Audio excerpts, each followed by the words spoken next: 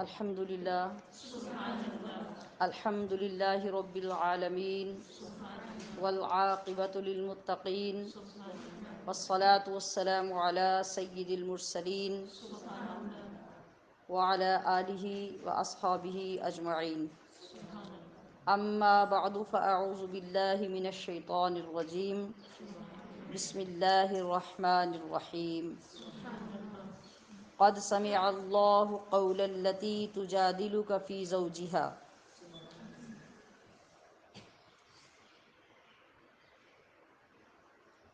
وقال اللہ تبارک و تعالی فی مقام آخر تبارک الذی بیدہ الملک وہو علی کل شیء قدیر۔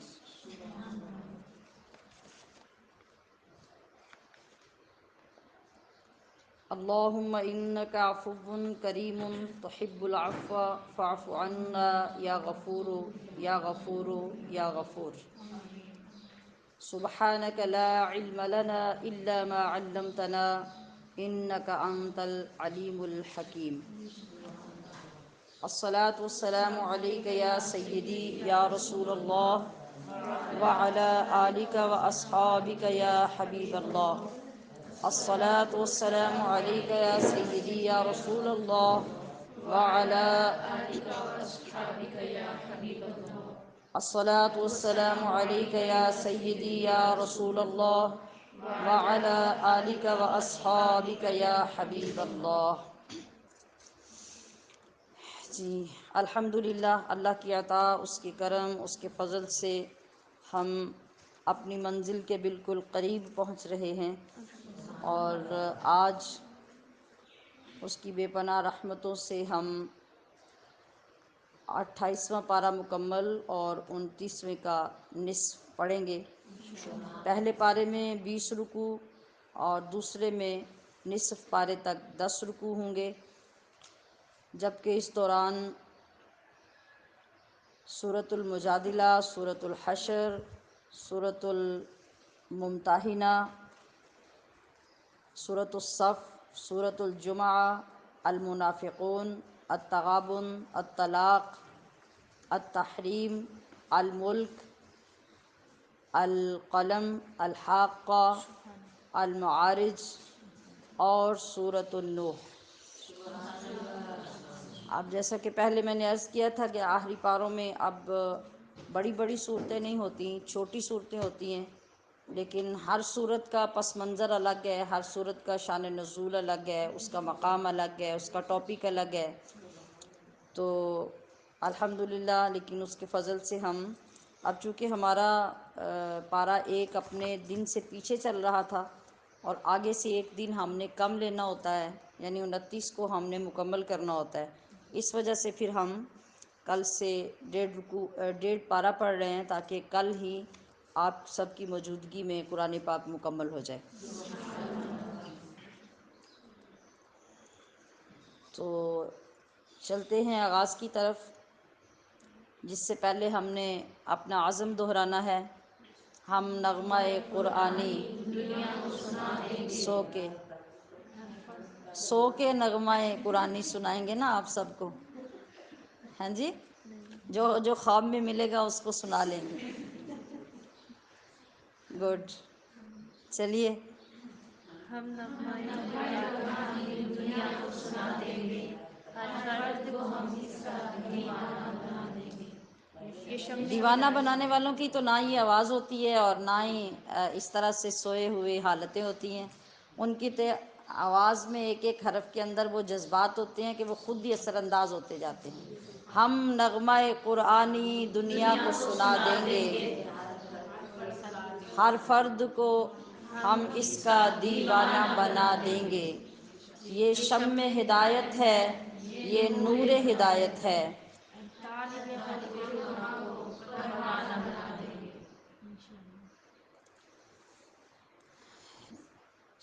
28ویں پارے سے سورۃ المجادلہ کا آغاز ہوتا ہے۔ یہ مدنی صورت ہے، جس میں 22 آیات اور 3 رکوع ہیں۔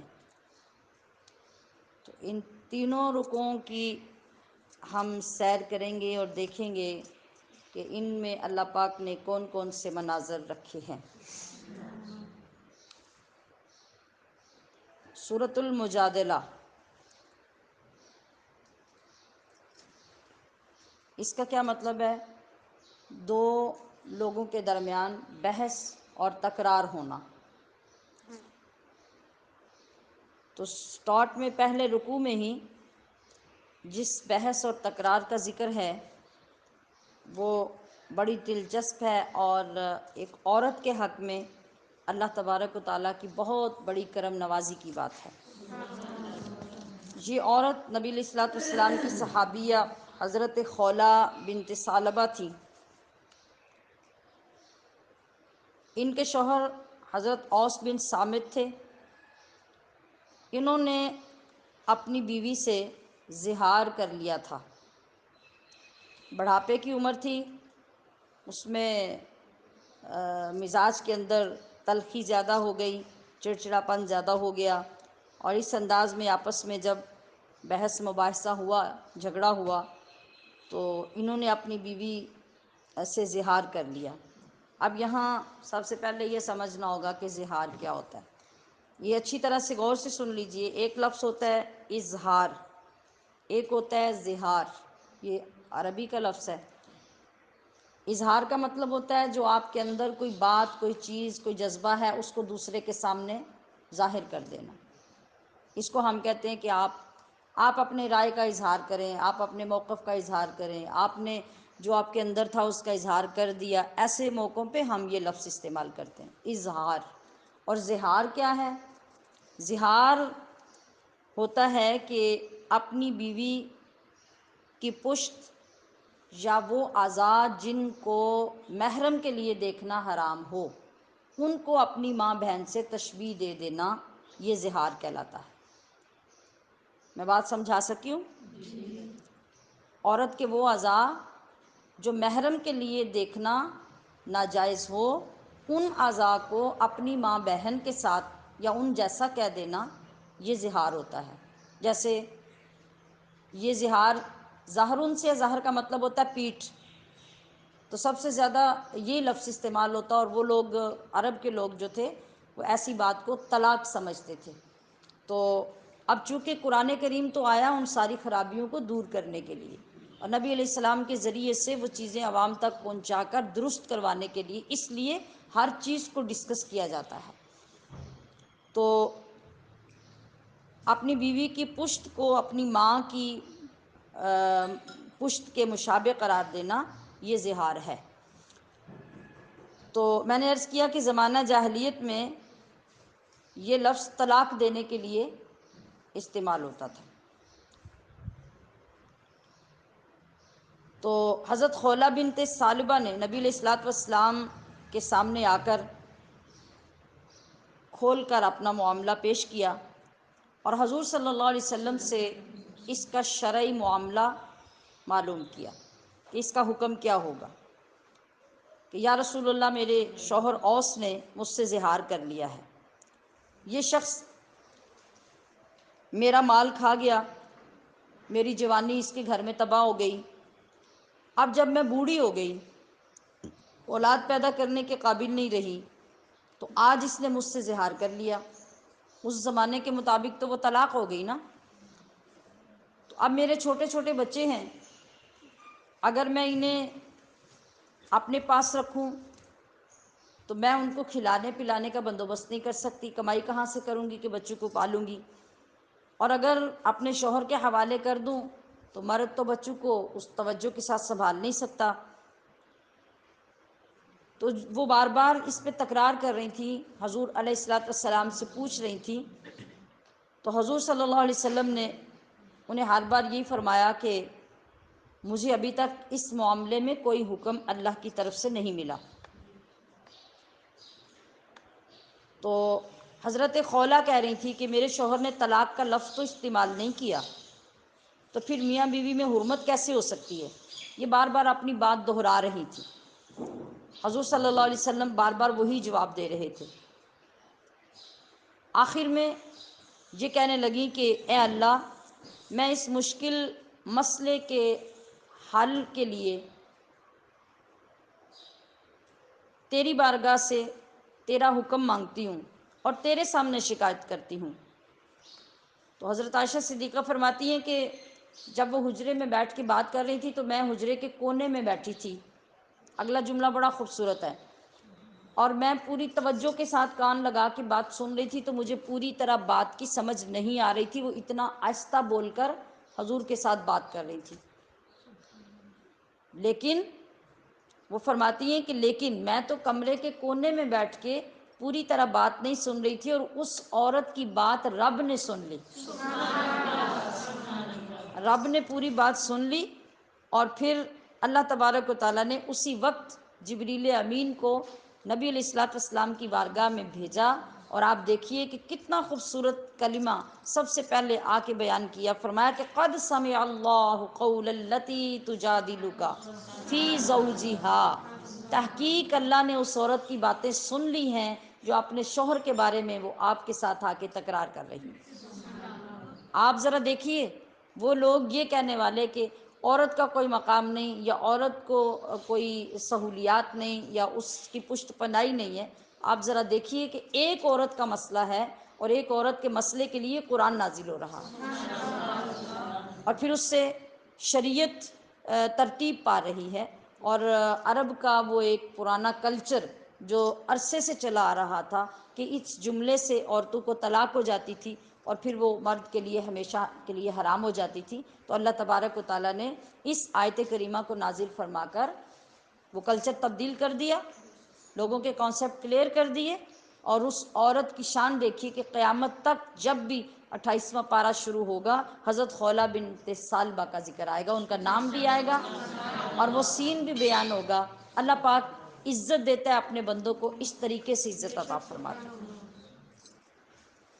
اور اگر ہم خود جب کسی چیز کو دیکھتے نہیں, پڑھتے نہیں, کسی کے بارے میں علم حاصل نہیں کرتے اور پھر گھر بیٹھ کے جہالت سے اتنی بڑی باتیں کر دیتے ہیں جن کا کوئی سر پیر ہی نہیں ہوتا. اب یہاں ہم دیکھ لیتے ہیں کہ زہار کے اصل احکام کیا ہیں. میں نے عرض کیا نا کہ طلاق الگ ہے, زہار الگ ہے, اور یہاں یہ بھی یاد رکھنا ہے کہ اظہار اور زہار ان کا فرق رکھنا ہے. زہار یہ خاص بات ہے جس پہ ہم ابھی بول رہے ہیں, جو شوہر اپنی بیوی سے کہے. کیا کہے؟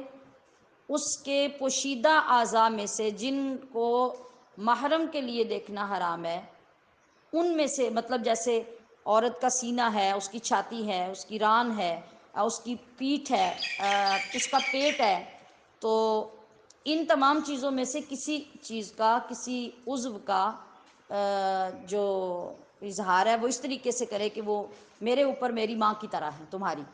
اب یہ اظہار ہو جائے گا. اس کے احکام کیا ہیں شریعت میں؟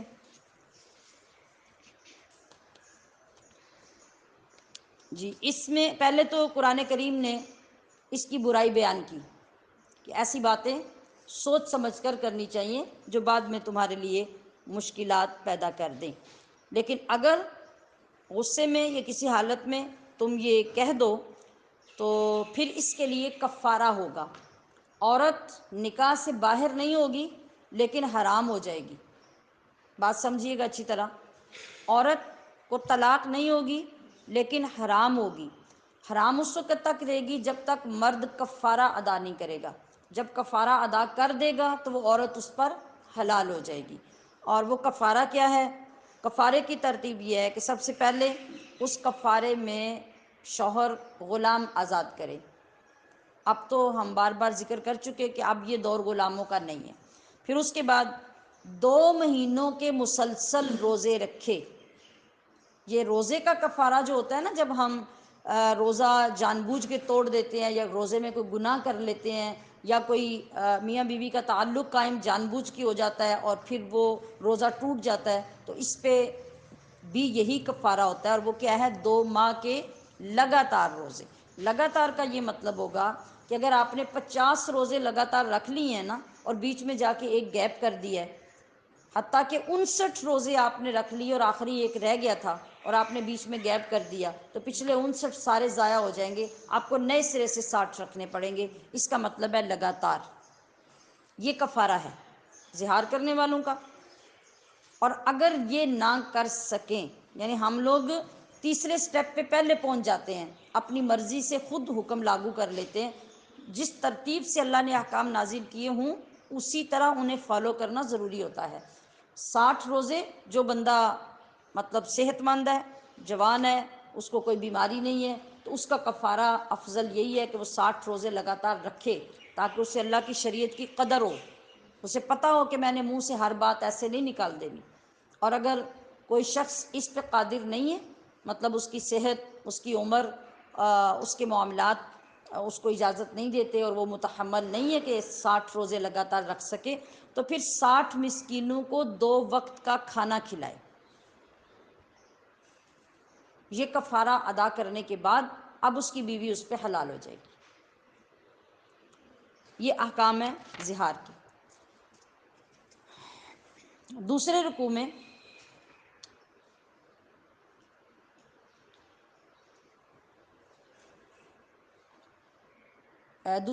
تو زہار کے احکام ہوئے۔ تیسرے رکوع میں آداب مجلس بتائے گئے ہیں کہ جب آپ کسی بھی محفل میں بیٹھتے ہیں، کہیں بھی، مجلس کا مطلب ہوتا ہے جہاں 2 4 6 لوگ اکٹھے بیٹھے ہوئے ہیں، وہ آپ کے گھر کے افراد ہوں یا مختلف لوگ ہوں، یعنی عام طور پہ ہم اصطلاح میں مجلس اسے کہتے ہیں نا جو محفل ہوتی ہے، یا کہیں جا کے ہم اجتماع میں بیٹھتے ہیں، نہیں، ہر وہ بیٹھک، ہر وہ سیٹنگ مجلس کہلاتی ہے جس میں ایک سے زیادہ لوگ بیٹھے ہوتے ہیں، وہ آپ کے بہن بھائی ہوں، اولاد ہو، رشتہ دار ہوں یا دوست احباب ہوں، جیسے بھی ہو۔ یہ دوسرا رکوع ہوگا، ٹھیک ہے۔ تو اس میں اللہ تبارک و تعالیٰ نے ایک تو آپس میں گفتگو کرتے ہوئے جو آداب ہوتے ہیں ان کے بارے میں بتایا، اور یہ کہ جب لوگ مل کے بیٹھتے ہیں اور جب وہ کسی بھی طرح کا پلان کرتے ہیں تو وہاں سچویشن کیا ہوتی ہے کہ اگر 3 بندے بات کر رہے ہوں تو چوتھا رب ہوگا، یعنی رب کی ذات ہوگی، 5 ہوں تو چھٹی ذات رب کی ہوگی، اس سے کم یا زیادہ تم جتنے بھی ہوگے اور جہاں بھی ہوگے اللہ تمہارے ساتھ ہوگا، یعنی اس سے تمہاری کوئی بات پوشیدہ نہیں ہے، تم جو بھی بات کرو گے وہ سنے گا۔ اور یہ کہ منافقوں کو بتایا جا رہا ہے نا، منافقوں کی حالت قابل غور ہے کہ یہ گناہ، ظلم اور رسول اللہ کی نافرمانی کے لیے اکٹھے ہوتے ہیں اور ان کاموں کے لیے خفیہ مشورے کرتے ہیں۔ تو ان لوگوں کا حال کیا تھا؟ یہ حضور صلی اللہ علیہ وسلم کو جب سلام بھی کرتے تو ان الفاظ کے ساتھ سلام کرتے جن کے ساتھ اللہ نے آپ کو سلام نہیں کیا، یعنی مخالفت کرتے، اور جب سلام کرتے نا تو دل میں یہ کہتے کہ آپ جو بار بار ہماری سزاؤں کا ذکر کرتے ہیں تو ہماری ان باتوں پہ سزا ہمیں کیوں نہیں ملتی؟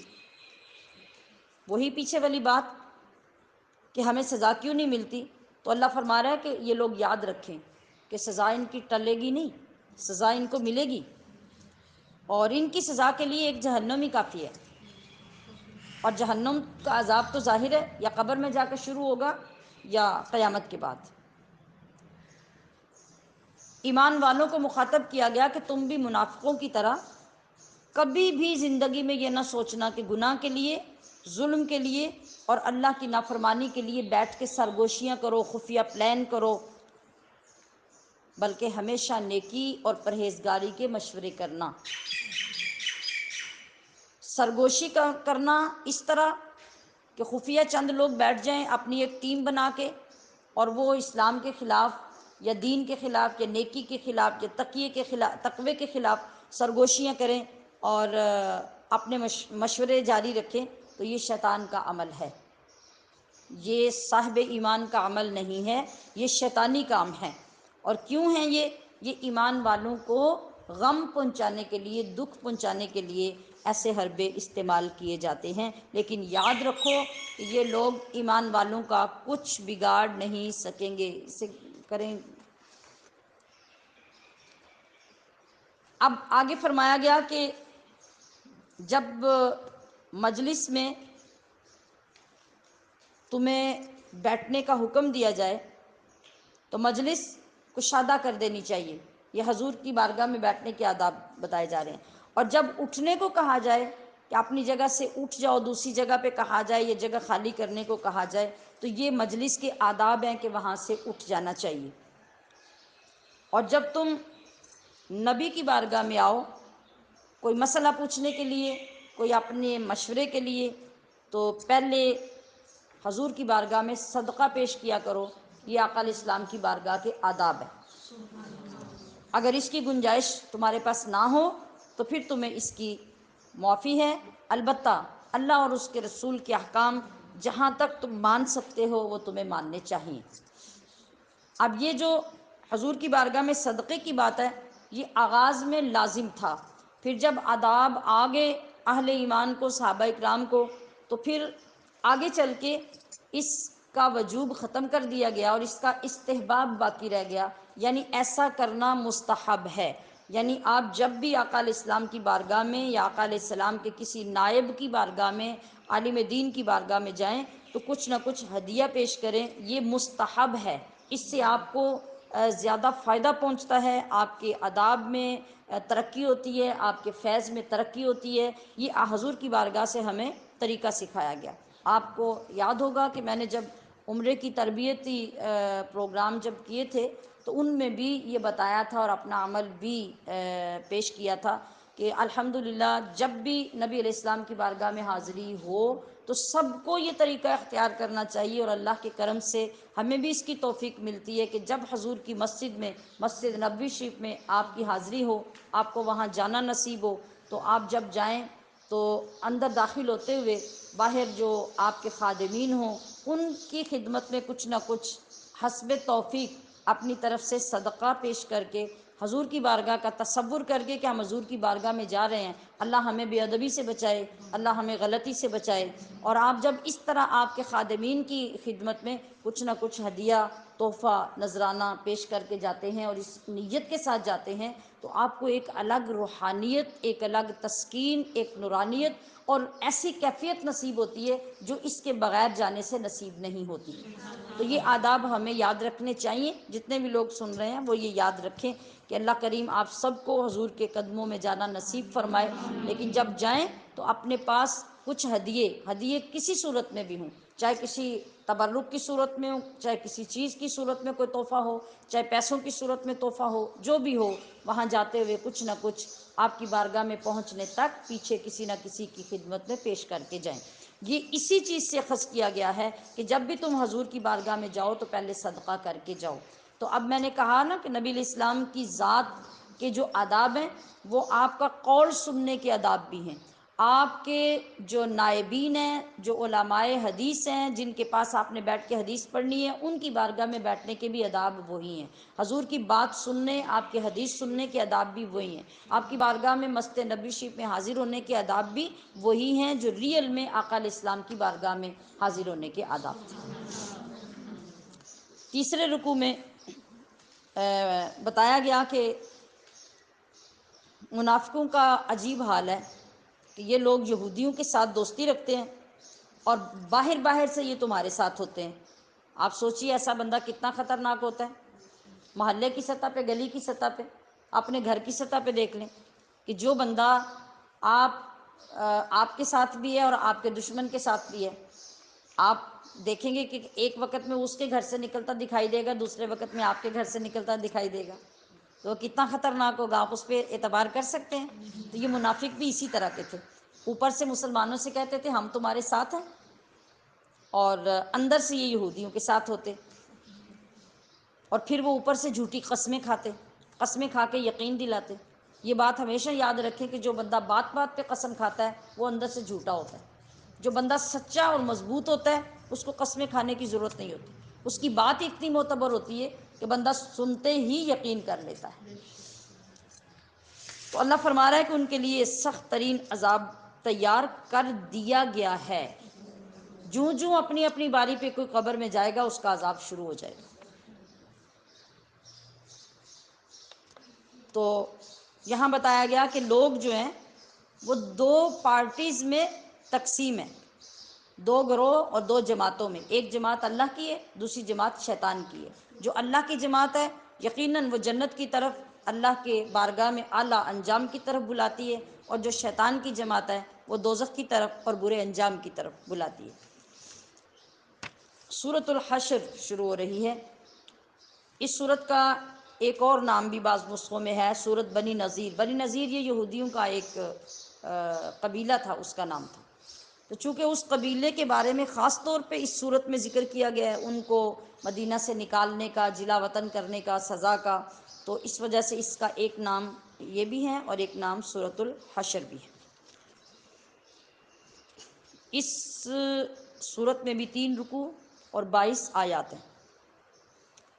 یہودیوں کے ساتھ مسلمانوں کا معاہدہ تھا۔ جب نبی علیہ السلام مدینہ طیبہ آئے تھے نا، تو یہودیوں کے جو قبیلے وہاں بستے تھے، ان کے ساتھ معاہدے کیے گئے تھے کہ وہ کافروں کا ساتھ نہیں دیں گے، وہ مسلمانوں کا ساتھ دیں گے۔ تو کچھ لوگوں نے اپنے معاہدے توڑ دیے اور کچھ لوگ اپنے معاہدوں پہ قائم رہے۔ تو یہ جو بنی نذیر قبیلہ تھا، ان کے ساتھ بھی مسلمانوں کا معاہدہ تھا، مگر ان کی چونکہ یہودی جو ہیں یہ تو ہمیشہ سازشی ذہن رکھتے ہیں، یہ کبھی کسی کے ساتھ مخلص نہیں ہوتے، مکر و فریب، برائیاں ان کے اندر کوٹ کوٹ کے بھری ہوتی ہیں۔ تو انہوں نے کیا کیا، معاہدہ تو تھا حضور کے ساتھ، لیکن خفیہ طور پہ رابطے بڑھا لیے کافروں کے ساتھ اور ان کی حمایت کی، اور اندر اندر سے مسلمانوں کے خلاف جال بنتے رہتے اور ان کا ساتھ دیتے رہتے۔ جس وقت غزوہ احد لڑا گیا، یعنی غزوہ خندق، جس کی ہم پیچھے تفصیل پڑھ چکے ہیں، تو اب اس کے فوراً بعد جب غزوہ احد ہو گیا، اللہ پاک نے مسلمانوں کو فتح عطا کر دی، تو اس کے بعد بھی اپنی سازشیں اور اپنی برائیاں زیادہ کرنے لگے اور منظر عام پہ آنے لگی۔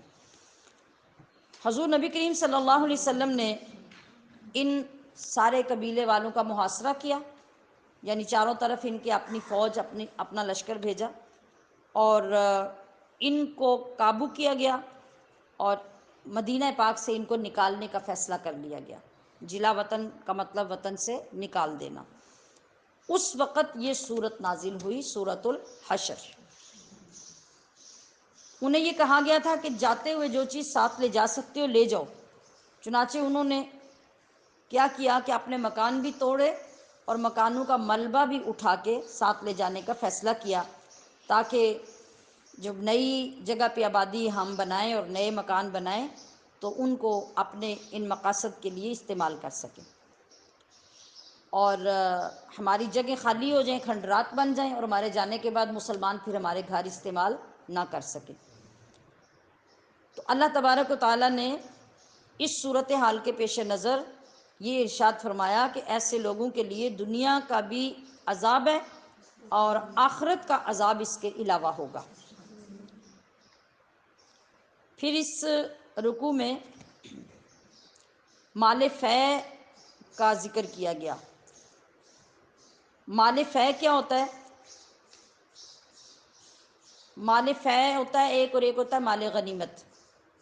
مال غنیمت ہوتا ہے کہ جب مسلمان کافروں کے ساتھ جا کے لڑائی کرتے ہیں اور مسلمان فتح کر لیتے ہیں، تو ان کے گھر بار، ان کی عورتیں، ان کے مال، اسباب، جانور، اسلحہ، یہ سب پھر مسلمانوں کا ہوتا ہے۔ یہ جو مال ان کو ملتا ہے اس جنگ کی فتح کے نتیجے میں، اس کو مال غنیمت کہتے ہیں۔ بعض اوقات ایسا ہوتا ہے کہ مسلمان کسی قبیلے یا کسی بستی کی طرف حملہ کرنا چاہتے ہیں، ان کو فتح کرنا چاہتے ہیں، ان کو اسلام کی دعوت دینا چاہتے ہیں، مگر وہ لوگ ان کے چڑھائی کرنے سے پہلے یا تو سرنڈر کر دیتے ہیں یا پھر اپنا آپ حوالے کر دیتے ہیں۔ تو بغیر لڑائی کے ایسی صورت میں جو مسلمانوں کو مال ملتا ہے نا، اس کو مال فے کہتے ہیں۔ یاد رہے گا؟ تو اس کے بارے میں یہاں اللہ تبارک و تعالیٰ نے اس کا مصرف، یعنی اس کے استعمال کرنے کی جگہیں اور طریقے ارشاد فرمائے کہ اللہ کے نبی کی گھریلو ضروریات کے لیے مال فے کا استعمال ہوگا، قرابت داروں اور غریبوں اور مسکینوں کے لیے، اور ضرورت مند مسافروں کے لیے جو مال فے مسلمانوں کو ملا یہ استعمال کیا جائے گا۔ پھر اسلامی معیشت کا سنہرا اصول اللہ پاک نے بیان کیا کہ مال کی تقسیم کا مقصد کیا ہے؟ مال کو حرکت میں لانا، کہ مال جو ہوتا ہے نا، پیسہ جو ہوتا ہے یہ چلتا رہتا ہے تو یہ بڑھتا ہے۔ اس کا ضابطہ یہ ہے کہ جب یہ مال جائے گا تو مال آئے گا۔ اگر آپ یہ کہیں کہ مال کو دبا کے چھپا کے اور آپ سنبھال کے رکھ دیں تو آپ 20 سال کے بعد بھی جب اس مال کو نکالیں گے تو وہ اتنا ہی ہوگا، اگر چوروں سے بچا رہا تو، ٹھیک ہے۔ اور اگر آپ مال کو نکالنا شروع کر دیں گے، نکالنے کے بے شمار طریقے ہم پچھلے دنوں سے اور کل بھی ہم نے ایک طریقہ زکوٰۃ کا پڑھا، فطرانے کا پڑھا، صدقے کا پڑھا، اور اس طرح باقی کسی کی ضرورت کے وقت کسی کو قرض دے دیا اور لوگوں کے کام آ گئے، ان تمام راستوں میں، یا پھر بزنس کر لیا اور اس پہ پیسہ خرچ کیا، جب پیسہ نکلا تو پھر پیسہ آیا۔ بعض طریقوں سے تو اللہ برکت کے ذریعے آپ کو پیسہ دے گا، بعض طریقوں میں بزنس کے پروفٹ کی صورت میں آپ کو اللہ پاک پیسہ دے گا، تو پیسہ بڑھتا رہے گا۔ تو اس کا کلیہ کیا ہوا کہ جب یہ سرکل میں رہے گا، جب یہ چلتا رہے گا اور جاتا رہے گا تو پھر یہ آتا رہے گا۔ اگر آپ اس فلسفے کو نہیں سمجھیں گے تو آپ کبھی غنی نہیں ہو سکتے، آپ کا مال بڑھ نہیں سکتا۔ جی، تو یہاں بھی یہی اصول اللہ پاک نے سکھایا کہ ایسا نہ ہو کہ جو مال ملے وہ چند مخصوص ہاتھوں میں رہے اور وہ جامد ہو کے رہ جائے۔ تو جب تک اس کو باقاعدہ چلایا نہیں جائے گا، اس کے اندر برکت نہیں آئے گی اور یہ زیادہ ہو کر نہیں آئے گا۔ پھر نبی کریم صلی اللہ علیہ وسلم نے چونکہ یہ فیصلہ فرمایا نا، اللہ نے تو وہی آپ پہ فرمائی، تو لوگوں کو آپ علیہ الصلوۃ والسلام کے فیصلے کی اہمیت اجاگر کرنے کے لیے حکم ہوا کہ میرے محبوب کا فیصلہ حتمی فیصلہ ہے، لہٰذا اگر میرے محبوب تمہیں کوئی چیز لینے کا حکم دے تو وہ چیز لو، اور اگر تمہیں کسی چیز کے لینے سے منع کریں تو اس سے منع ہو جاؤ۔ فرمایا وما آتاکم الرسول فخذوہ وما نہاکم عنہ فانتہوا، کہ جو تمہیں دیں، جو دیں، جو کا مطلب مال، اسباب، مشورہ، حکم، شریعت، اس کے احکامات، جو کچھ بھی میرے نبی تمہیں عطا کریں وہ تم لینے کے مجاز ہو، جس سے منع کریں اس سے فوراً رک جاؤ، اسی میں تمہاری بھلائی ہے۔ پھر یہاں انصار مدینہ کی تعریف اس رکوع میں کی گئی کہ ان لوگوں نے ہجرت کرنے والے صحابہ کو اپنے معاشرے میں ایڈجسٹ کرنے کے لیے اتنی محبتیں دیں، اس قدر محبتیں دیں کہ اپنی ضروریات کو بھی مہاجرین مسلمانوں کی ضروریات پہ قربان کر دیا۔ واقعات پیچھے کئی مرتبہ بیانات میں بیان ہوتے ہیں نا، کہ نبی علیہ الصلوۃ والسلام نے جب رشتہ اخوت قائم کیا، ایک مہاجر ایک انصار، ایک مہاجر ایک انصار، دونوں کے اندر بھائی چارے کا رشتہ قائم کیا، اور اناؤنس کیا، باقاعدہ ایک پروگرام ہوا جس کے اندر اناؤنس کیا گیا کہ آج کے بعد یہ اس کے بھائی ہیں، یہ اس کے بھائی ہیں، یہ اس کے بھائی ہیں۔ وہی وقت تھا جس وقت حضرت علی المرتضیٰ رضی اللہ تعالی عنہ حضور کی بارگاہ میں اکیلے رہ گئے تو رنجیدہ ہو کے عرض کی یا رسول اللہ میں کس کا بھائی ہوں، میرا تو آپ نے کوئی بھائی نہیں بنایا۔ تو آپ علیہ الصلوۃ والسلام نے ارشاد فرمایا کہ اے علی تو دنیا میں بھی اور آخرت میں بھی میرا بھائی ہے۔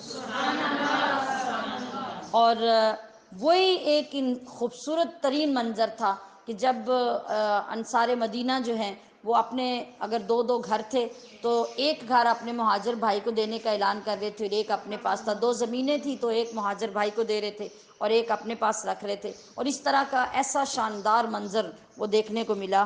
تو یہاں پہ اللہ تبارک و تعالیٰ نے ان انصار کی تعریف فرمائی کہ انہوں نے اپنے دلوں میں کسی قسم کا بغض پیدا نہیں ہونے دیا، نفرت پیدا نہیں ہونے دی، بلکہ ہر ضرورت کو اپنی ضرورت پر صحابہ اکرام جو مکہ سے آئے تھے ان کی ضروریات کو ترجیح دی۔ اور پھر مزید فرمایا کہ یہ ایسے لوگ ہیں جو اللہ تعالیٰ سے مسلمانوں کے لیے یعنی اپنے علاوہ دوسرے لوگوں کے لیے اللہ سے اخلاص کے ساتھ دعائیں کرتے ہیں۔ وہ دعائیں کیا ہیں کہ ربنا اغفر لنا ولإخواننا الذین سبقونا بالایمان ولا تجعل في قلوبنا غلا للذین آمنوا ربنا انک رؤوف رحیم۔ جی، اس کے بعد اگلے رکوع میں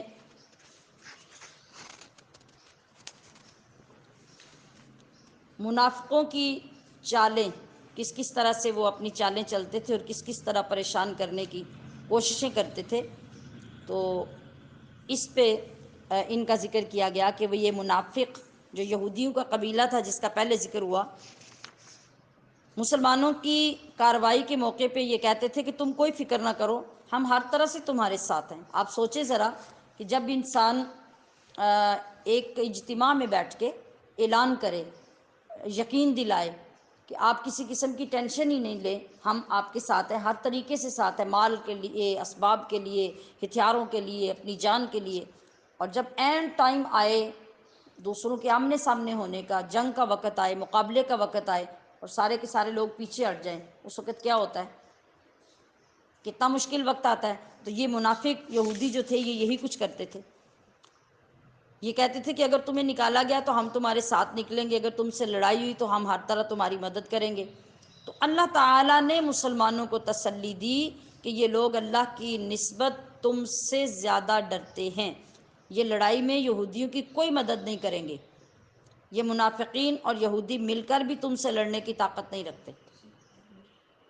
ہاں، یہ قلعوں میں بند ہو کے اگر شرارتیں کرتے رہیں تو یہ دوسری بات ہے۔ لہٰذا مسلمانوں کو تقویت دی، حوصلہ دیا کہ آپ لوگ اپنے مشن میں مضبوط رہیں، کاربند رہیں، تو یہ لوگ کبھی آپ پہ غالب نہیں آ سکیں گے۔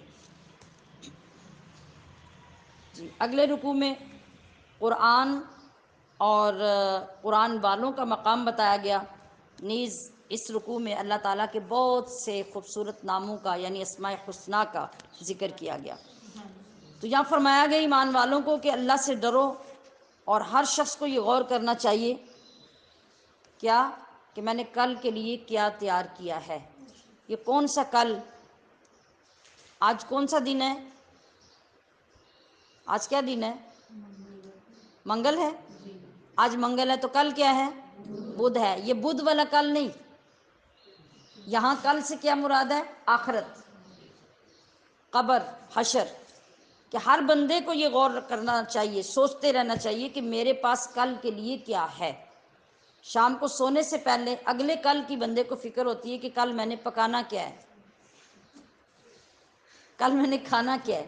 تو اللہ فرما رہا ہے کہ اصل کل وہ ہے جس کی تمہیں فکر ہونی چاہیے، اور یہ دیکھو کہ تم نے اس کے لیے کیا تیاری کی ہے۔ اگر یہ نہ کیا تو تم بھی ظالموں کی طرح ہو جاؤ گے جنہوں نے اللہ کو بھلا دیا اور پھر اللہ نے ان کے حقیقی نفع سے ان کو دور کر دیا۔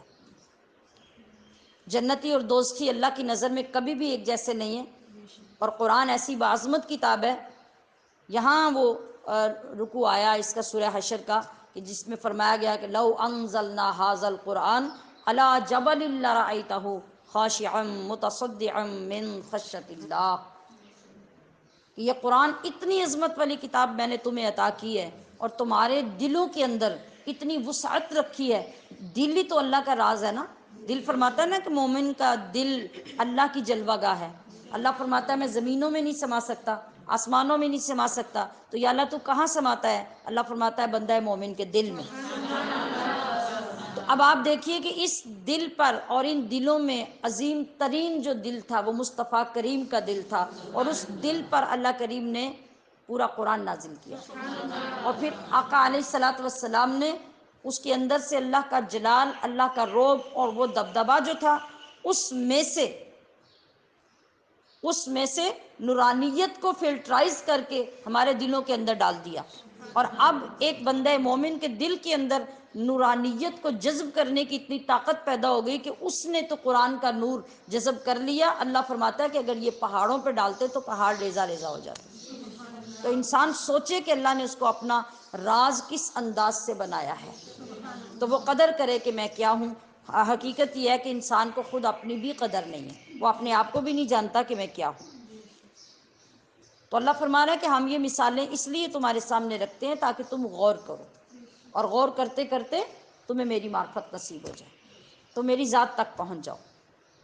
اور پھر آگے وہ آیات آتی ہیں هو اللہ الذی لا الہ الا هو عالم الغیب والشہادہ هو الرحمن الرحیم۔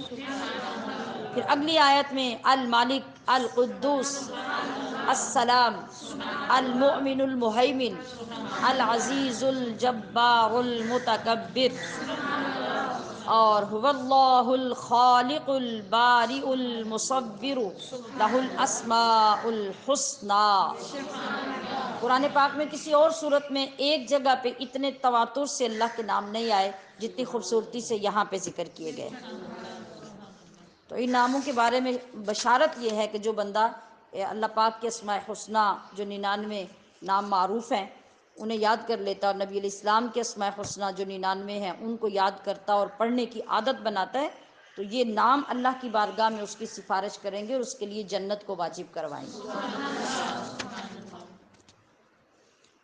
سورۃ الممتحنہ جس میں 13 آیات اور 2 رکوع ہیں، اس سورت کا نام ممتحنہ، یہ سورت کے اندر لفظ استعمال ہوا ہے فامتحنوہن، یعنی ان کو پرکھیے، امتحان لیجئے۔ الممتحنہ کا مطلب ہے امتحان لینے والی۔ تو اس سورت میں خواتین کے بہت سے احکام بیان ہوئے ہیں اور ان کے بارے میں تحقیق کا، امتحان کا حکم دیا گیا ہے، جس لیے اس سورت کا یہ نام ہوا۔ تو اس میں حضرت ابراہیم علیہ السلام کا اسوہ بیان کیا گیا ہے اور ایمان والوں سے فرمایا گیا ہے کہ تم اللہ کے دشمنوں اور اپنے دشمنوں کے ساتھ کبھی دوستی مت کرو، یہ کبھی بھی تمہارے دوست نہیں ہو سکتے۔ انہوں نے صرف اس وجہ سے تمہیں مکہ سے نکالا تھا کہ تم اپنے رب پر ایمان رکھتے تھے، اور تمہیں ہجرت کرنی پڑی، مکہ چھوڑ کے مدینہ آنا پڑا، لہٰذا اب کوئی کتنا بھی تمہیں اعتماد دلائے، جب تک وہ ایمان والا نہ بن جائے ان کے ساتھ کبھی دوستی نہ کرو۔ بہت سارے مقامات پہ احادیث میں، قرآن کریم میں یہ واضح حکم دیا گیا ہے کہ کافر جتنا ہی میٹھا بن جائے، کافر جتنا ہی خیر خواہی کا اظہار کرے، وہ بالآخر تمہارا دشمن ہے، وہ کبھی تمہارا دوست نہیں ہو سکتا۔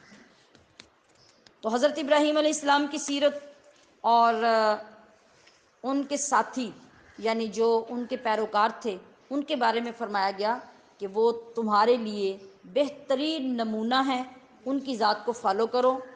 انہوں نے مشرکوں سے کیا کہا تھا، صاف صاف بیان کر دیا تھا کہ جب تک تم اللہ واحد پر ایمان نہیں لاؤ گے ہمارے ساتھ تمہارا کوئی تعلق نہیں۔ تو اے ایمان والو، تم بھی یہ طریقہ اختیار کرو، اپنے اندر اتنی جرت پیدا کرو کہ اللہ اور اللہ کے دین کے معاملے میں کسی سے کوئی کمپرومائز نہ کرو، اور جرت کے ساتھ کہو کہ ہمارا تعلق، ہماری دوستی انہی لوگوں کے ساتھ ہوگی جو دین کا دوست ہوگا، جو اللہ کا دوست ہوگا۔ جو ایمان نہیں لاتا، جو رب کو نہیں مانتا، وہ ہمارا خیر خواہ کیسے ہو سکتا ہے؟ لہٰذا اسے واضح لفظوں میں کہہ دو کہ تمہارا اور ہمارا کوئی تعلق نہیں۔ ہاں، اگر کسی مقام پہ ایسا ہو کہ کوئی بندہ جہالت کی وجہ سے گمراہ ہو رہا ہو، کم علمی کی وجہ سے، اور آپ کو یہ لگے کہ میرے سمجھانے سے یا میری دوستی سے یہ بندہ گمراہی سے نکل آئے گا، تو پھر اس مصلحت کی وجہ سے کسی سے ملنا جلنا اور کسی کو گائیڈ کرنا، اس کی شریعت اجازت دیتی ہے۔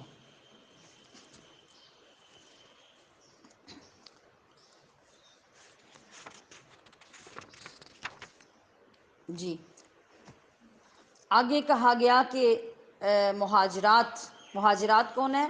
ہجرت کرنے والی عورتیں، مہاجرین مرد ہجرت کرنے والے اور مہاجرات عورتیں ہجرت کرنے والی، کہ ان کا امتحان کیسے ہو اور پھر ان سے بیعت کس چیز کی لیں۔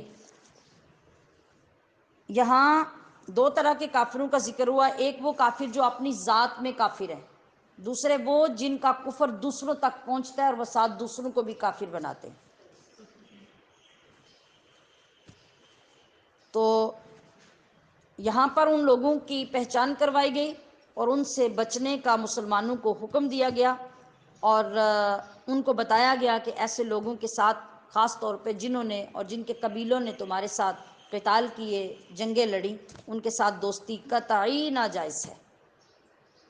اب آگے فرمایا گیا کہ دیار کفر سے ہجرت کر کے آنے والی عورتیں، یعنی مکہ سے جو ہجرت کر کے، جس وقت ہم نے کل جو پڑھا تھا بیعت رضوان کا اور صلح حدیبیہ کا جو واقعہ ہوا تھا، اس کے بعد بہت ساری خواتین مکہ سے اپنے شوہروں کو، اپنے گھر بار کو چھوڑ کے اسلام قبول کر کے مدینہ پہنچ گئی تھی، اور اسی طرح بہت سے مسلمان ہونے والے مرد جو تھے وہ اپنی کافر بیویوں کو اور اولادوں کو چھوڑ کر مکہ پہنچ گئے تھے۔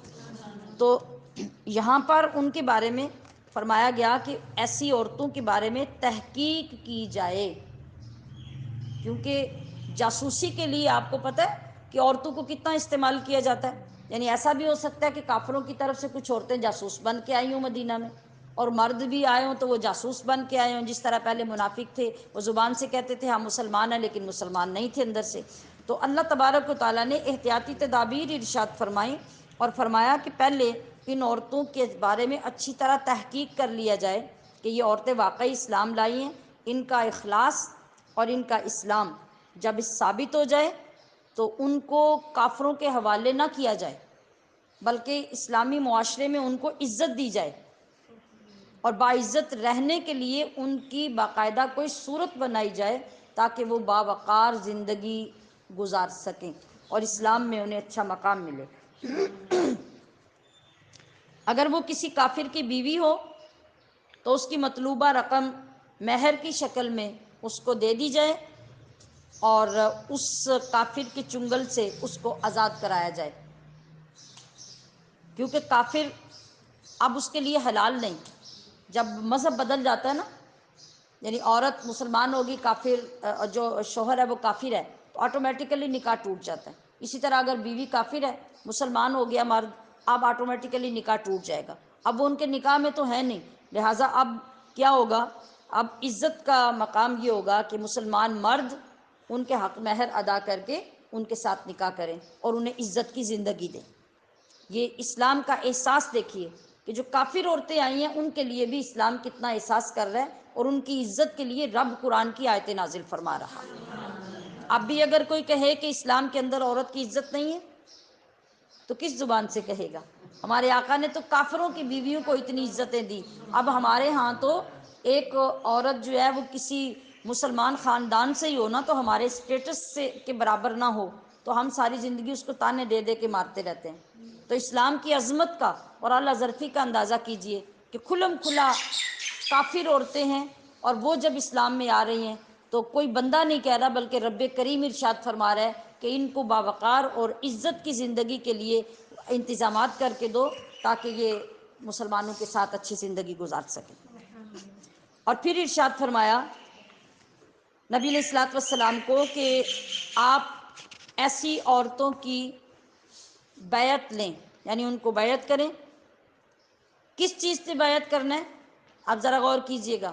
یعنی بیعت کرنے کا اصل مقصد کیا ہوتا ہے کہ آپ کی ذات کے اندر جتنی بھی پہلے بڑی برائیاں ہیں، گناہ کبیرہ ہیں، ان سب سے توبہ ہو جائے، ان کو چھوڑنے کا عہد ہو جائے.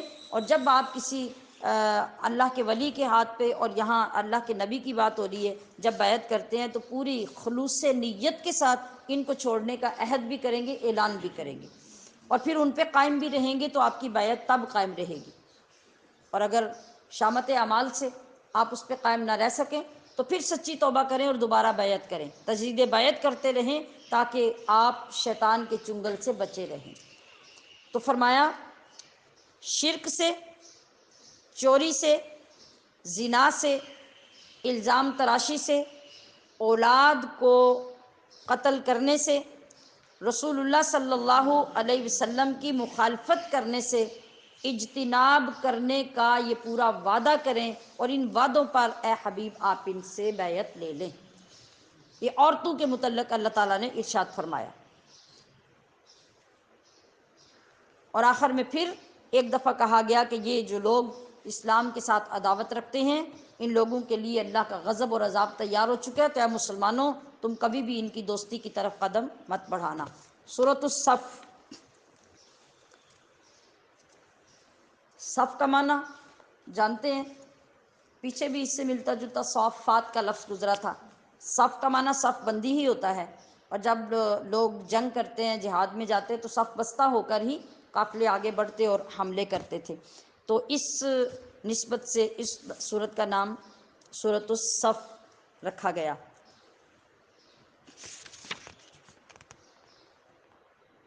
نبی کریم صلی اللہ علیہ وسلم کی ولادت یعنی آپ کی تشریف آوری کی بشارت اس سورت میں موجود ہے.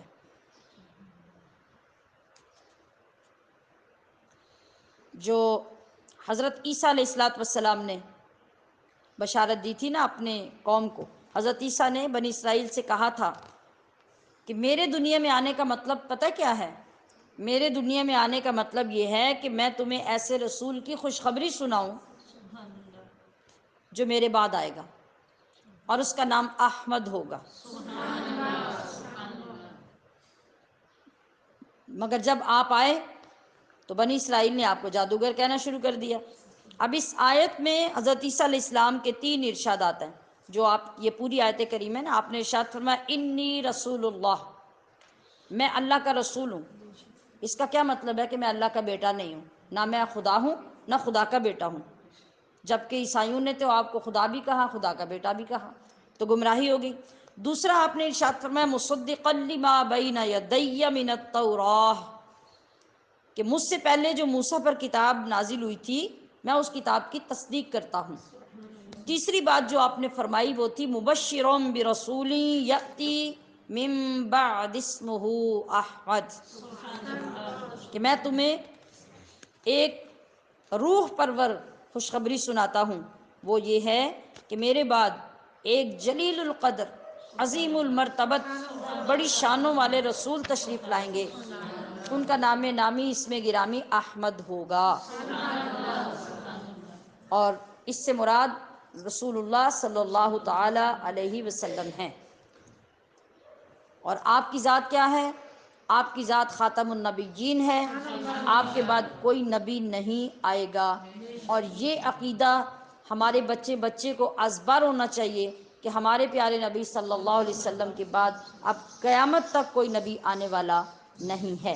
اور یہ ہر مسلمان کا فرض ہے کہ وہ آپ علیہ الصلاۃ والسلام کی نبوت کا یعنی ختم نبوت کا دفاع کرے، عقیدہ ختم نبوت کو مضبوط کرے۔ یہ ہمارے اوپر فرض ہے، ہمارا ایمان ہے، ہماری جان ہے۔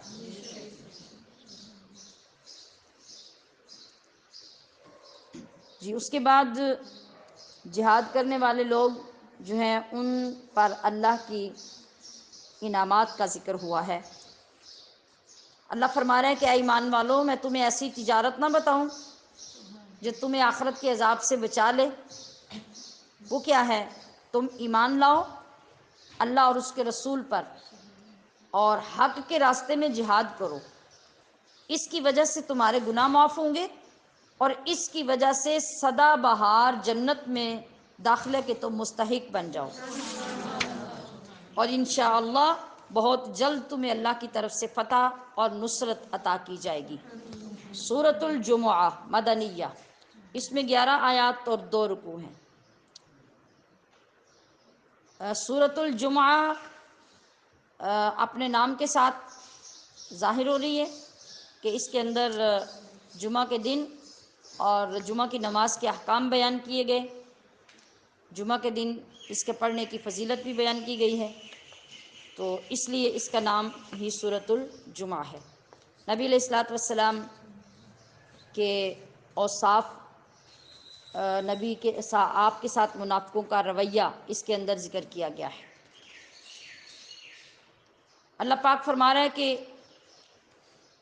اللہ تعالیٰ بزرگ و برتر کے لیے کائنات کی ہر شے تسبیح میں مصروف رہتی ہے، اس کی شان بیان کرتی رہتی ہے۔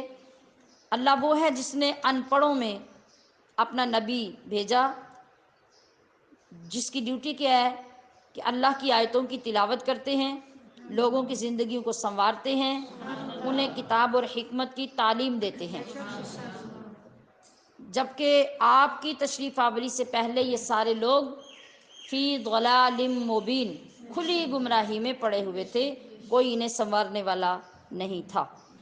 تو یہ فرمایا گیا کہ آپ کا آنا آپ کے زمانے کے لوگوں کے لیے نہیں بلکہ قیامت تک کے لیے دنیا بھر میں جتنی قومیں، جتنے ملک، جتنی برادریاں اور جو کچھ بھی ہوگا ان سب کے لیے میرے نبی کی نبوت ہوگی۔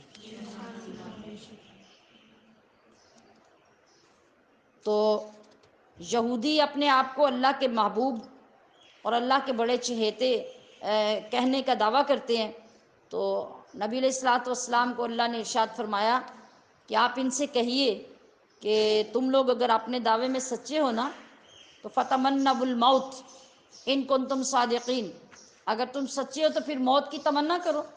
بھئی تم اللہ کے جو پیارے ہو تو پھر یہاں کیا کر رہے ہو؟ اللہ کے پاس جاؤ نا.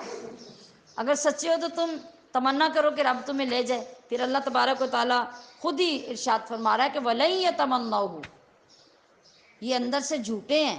تم 100 بار بھی کہو یہ کبھی موت کی تمنا نہیں کریں گے. ان کو اپنے کرتوتوں کا اچھی طرح سے علم ہے. اب دوسرے رکوع میں سورۃ الجمعہ کے کچھ احکام بیان کیے گئے. فرمایا کہ اے ایمان والو، جب جمعہ کی اذان ہو تو فوراً اللہ کے ذکر کی طرف دوڑو. دوڑنے کا مطلب دوڑ لگانا نہیں، اس کو وقار کے خلاف علماء نے فرمایا. دوڑنے کا مطلب ہے کہ انتہائی سرعت، جلدی اور اہتمام کے ساتھ اپنی تیاری کرو، گرم جوشی سے، اور فوراً مسجد پہنچو. خرید و فروخت چھوڑ دو، بازاروں کی مصروفیات کو چھوڑ دو. ہاں، نماز جب پڑھ چکو جمعے کی نماز، اب اس کے بعد اپنے کاروبار کو دوبارہ شروع کر لو، حلال روزی کی تلاش میں نکلو، اور اس دوران بھی اپنے رب کو کثرت سے یاد کرتے رہو. جو لوگ نماز جمعہ کے وقت میں کھیل کود میں یا کاروبار میں مصروف رہتے ہیں، انہیں یاد رکھنا چاہیے کہ جو کچھ اللہ کے پاس ہے وہ اس کھیل کود سے بہت بہتر، بہت اعلیٰ، بہت افضل ہے. اور اللہ تعالیٰ سب سے بہترین رزق دینے والا ہے. تو جمعہ کا دن قرآن کریم کی احکامات کی اشاعت اور قرآن کریم اور حدیث کی تبلیغ کرنے کا دن ہے. اور لوگوں کے لیے یہ ضروری ہے کہ وہ اس دن میں علماء کی محفلوں میں حاضر ہو کر اپنی زندگی کے احکامات سیکھیں، اللہ کے فرمودات عالیہ کو سنیں، نہی عن المنکر اور امر بالمعروف پہ اپنی بھی توجہ کریں، اور جو علماء دے رہے ہیں ان کو بھی سنیں. نبی کریم صلی اللہ علیہ وسلم نے ارشاد فرمایا کہ جو مسلمان، یہ آپ لوگ جو خواتین ہیں یہ اچھی طرح سے اس جملے کو سنیے گا. آپ کے گھروں میں آپ کے بیٹے، آپ کے بھائی، آپ کے شوہر، آپ کے باپ ہیں، اور ان سب تک یہ حکم پہنچنا چاہیے کہ آپ صلی اللہ علیہ وسلم نے ارشاد فرمایا کہ جو مسلمان 3 جمعے بغیر کسی شدید عذر کے مس کر دیتا ہے اور وہ جمعے کی نماز میں شامل نہیں ہوتا، حضور نے فرمایا وہ ہم میں سے نہیں ہے، اس کے لیے سخت ترین عذاب ہے. ذرا اپنے اپنے گھروں کا جائزہ لیجئے کہ آپ کے گھروں میں کتنے مرد ہیں جو باقاعدگی سے جمعہ پڑھتے ہیں. ایک قوم ہماری وہ بھی ہے جو پڑھتی ہی صرف جمعہ ہے. وہ سمجھتے ہیں ہمارے لیے صرف جمعہ ہی اللہ نے فرض کیا ہے. اور ایک قوم وہ ہے جو صرف پڑھتی عید ہے. وہ جمعہ بھی نہیں پڑھتی، وہ 5 وقت نماز بھی نہیں پڑھتی، ان کے لیے صرف عید فرض ہوئی ہے. تو یہ سب چیزیں خرافات ہیں دین کے اندر جو ہم نے خود اپنی جہالت سے پیدا کی ہیں. 5 وقت کی نماز کا تو بے شمار مرتبہ ذکر ہو چکا کہ وہ کتنی امپورٹنٹ ہے، پیچھے دنوں میں بھی ہم ذکر کر چکے. اور جمعہ کے لیے ابھی آپ نے وعید سنی کہ بغیر کسی وجہ کے 3 جمعے جس نے قضا کر دیے اور ان میں شریک نہیں ہوا، حضور نے اس کا ذمہ لینے سے انکار کر دیا. اس سے بڑی بدبختی کیا ہو؟ تو اس بات پہ توجہ فرمائیے. آپ کے بچے جو 8-9 سال کے ہو جاتے ہیں ان کو اسی وقت پابند کرنا شروع کریں، محبت کے ساتھ انہیں تیار کر کے نماز کے لیے مسجدوں میں بھیجیں. اور جب جوں وہ بڑے ہوں گے تو آپ کی محبت، ہمدردی اور یہ چیزیں ذہن میں ازبر کروانے کی وجہ سے وہ نماز کے اور جمعے کے پابند ہو جائیں گے. اور جو بڑے ہو جائیں اور ان کو پہلے کسی نے نہ سمجھایا ہو، انہیں بھی جہاں ادب کی ضرورت ہے ادب کے ساتھ، جہاں محبت کی ضرورت ہے محبت کے ساتھ، جہاں روب کی ضرورت ہے وہاں روب کے ساتھ ان کو اس کا پابند کریں، اور اللہ کا اور اس کے رسول کا یہ پیغام ان تک پہنچاتے رہیں. ہر جمعے کو اپنی ذمہ داری پوری کریں. آپ کی ذمہ داری ہے ان کے لیے تیاری کرنا، ان کے لیے لباس تیار کرنا، مسجد میں جانے کے لیے جو ضروریات ہیں ان کی تیاری کی ان میں ہیلپ کرنا، اور محبت اور ہمدردی سے ان کو تیار کرنا تاکہ ان کے لیے مسجد جانا آسان ہو جائے. آپ یہ کام کریں گے تو مرد جو جمعے کی نماز مسجد میں پڑھ کے آئیں گے ان کے ثواب کے برابر رب گھروں میں آپ کو اتنا ثواب عطا فرمائے گا. سورۃ المنافقون،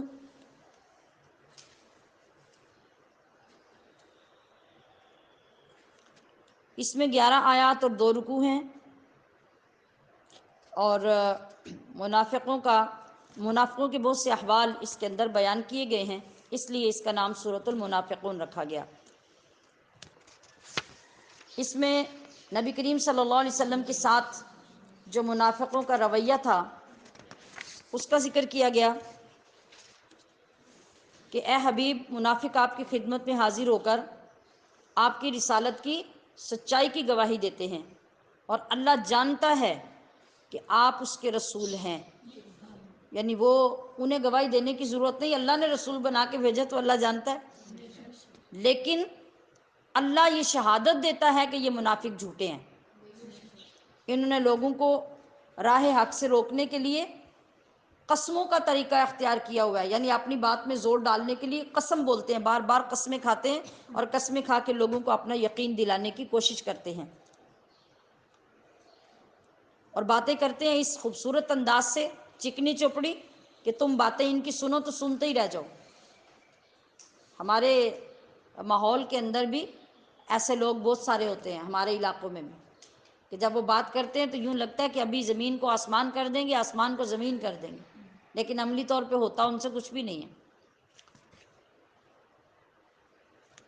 جب انہیں آپ کی خدمت میں آنے کے لیے کہا جاتا ہے کہ وہ آپ کے پاس آئیں اور آپ ان کے لیے بخشش کی دعا کریں، تو یہ بڑے غرور کے ساتھ منہ موڑ لیتے ہیں، آپ کی طرف آنا پسند نہیں کرتے۔ تو اے حبیب، آپ ان کے لیے بخشش مانگیں یا نہ مانگیں، اللہ تعالیٰ ان کو معاف کرے گا ہی نہیں، ان کو بخشے گا ہی نہیں۔ اور یہ کہتے ہیں کہ مسلمانوں پہ خرچ نہ کرو، لیکن خود ہی یہ آگے پیچھے ہو جائیں گے اور اپنی بات پر قائم نہیں رہیں گے۔ تو ان لوگوں کو معلوم ہونا چاہیے کہ تم خرچ کرو یا نہ کرو، رزق کے سارے خزانے تو اللہ کے پاس ہیں، اور اللہ نے جن مخلوقات کو پیدا کیا ہے ان کا رزق بھی اپنے ذمہ لیا ہے۔ مسلمانوں کو وارننگ دی گئی اگلے رکوع میں کہ اے ایمان والو، کہیں تمہیں تمہارے مال اور تمہاری اولاد اللہ سے غافل نہ کر دیں، یعنی ہوشیار ہو جاؤ، خبردار ہو جاؤ کہ یہ دو چیزیں ایسی ہیں، یہ بندے کو اس طرح اللہ سے دور کر دیتی ہیں کہ بندے کو خبر تک نہیں ہوتی۔ تو پہلے سے بتا کے الرٹ کر دیا گیا کہ کہیں ایسا نہ ہو کہ تمہاری اولادیں اور تمہارے مال تمہیں اللہ سے دور کر دیں۔ اگر ایسا ہوا تو ایسا کرنے والے شدید قسم کا نقصان اٹھائیں گے۔ تمہیں ابھی سمجھایا جا رہا ہے کہ موت سے پہلے اللہ کی راہ میں خرچ کر لو، تاکہ کل کو یہ نہ کہہ سکو کہ اگر ہمیں مہلت ملتی تو ہم یہ کرتے، وہ کرتے، خیرات کرتے، سخاوت کرتے۔ آج تمہیں سمجھایا جا رہا ہے، اور یہ بات یاد رکھ لو کہ موت کا وقت جو میں نے مقرر کر دیا ہے وہ تمہاری کسی بھی حسرت کی وجہ سے نہ آگے ہوگا نہ پیچھے ہوگا، وہ اپنے وقت پہ آئے گا، اور تم جو کچھ کرتے ہو، یہ جو کچھ کرو گے، اللہ تمہارے تمام کاموں سے واقف ہے۔ سورۃ التغابن، اس میں 11 رکوع اور 2 رکوع اور 11 آیات ہیں۔ تغابن غبن سے ہے، غبن کا معنی جانتے ہیں نا، غبن کرنا۔ اس میں اللہ کی صفات، گزشتہ قوموں کے تذکرے، انسان کو مختلف طریقوں سے ان کی تنبیہ کی جا رہی ہے کہ اسے کیا کرنا چاہیے۔ سورت کے آغاز میں ہی اللہ تعالیٰ کی تعریف اور توصیف بیان کی گئی، اور اللہ تعالیٰ کی قدرت کے دلائل پیش کیے گئے۔ انسان کے ماتھے پہ اشرف المخلوقات کا صحرا سجایا گیا، لیکن اتنی بات سے کہ وہ اشرف المخلوقات ہے، یاد رکھو کہ اللہ کے ہاں کسی کو کوئی فضیلت اور مقبولیت نہیں ہوگی، بلکہ قیامت کا دن جو فیصلے کا دن ہے، وہاں دراصل فضیلت کا دار و مدار، شرف کا دار و مدار کس پہ ہوگا؟ رسول کی غلامی پہ، رسول اللہ کی اطاعت پہ، آپ کی اتباع پہ، اور آپ کے ساتھ محبت کی وجہ سے انسان کو میدان قیامت میں فضیلت اور شرف ملے گا۔ اگر یہ چیزیں اس کے نامہ اعمال میں نہ ہوئیں تو اس کے لیے شرف کی کوئی صورت نہیں ہے۔ تو اللہ فرما رہا ہے کہ جن لوگوں نے اپنی زندگیوں کو رسول اللہ کی اتباع سے سنوار لیا، سجا لیا، ان کے لیے جنت کی بہت بڑی خوشخبری ہے۔ اور جن لوگوں نے اللہ کی آیتوں کو جھٹلایا اور رسولوں کا انکار کیا تو ان کی اطاعت سے منہ میں موڑ لیا، وہ ہمیشہ کے لیے جہنم میں جائیں گے، وہاں سے بچانے والا انہیں کوئی نہیں ہوگا۔ اور متنبع کیا جا رہا ہے اگلے رکوع میں کہ ہر آنے والی مصیبت جو آتی ہے وہ اللہ کے حکم سے آتی ہے۔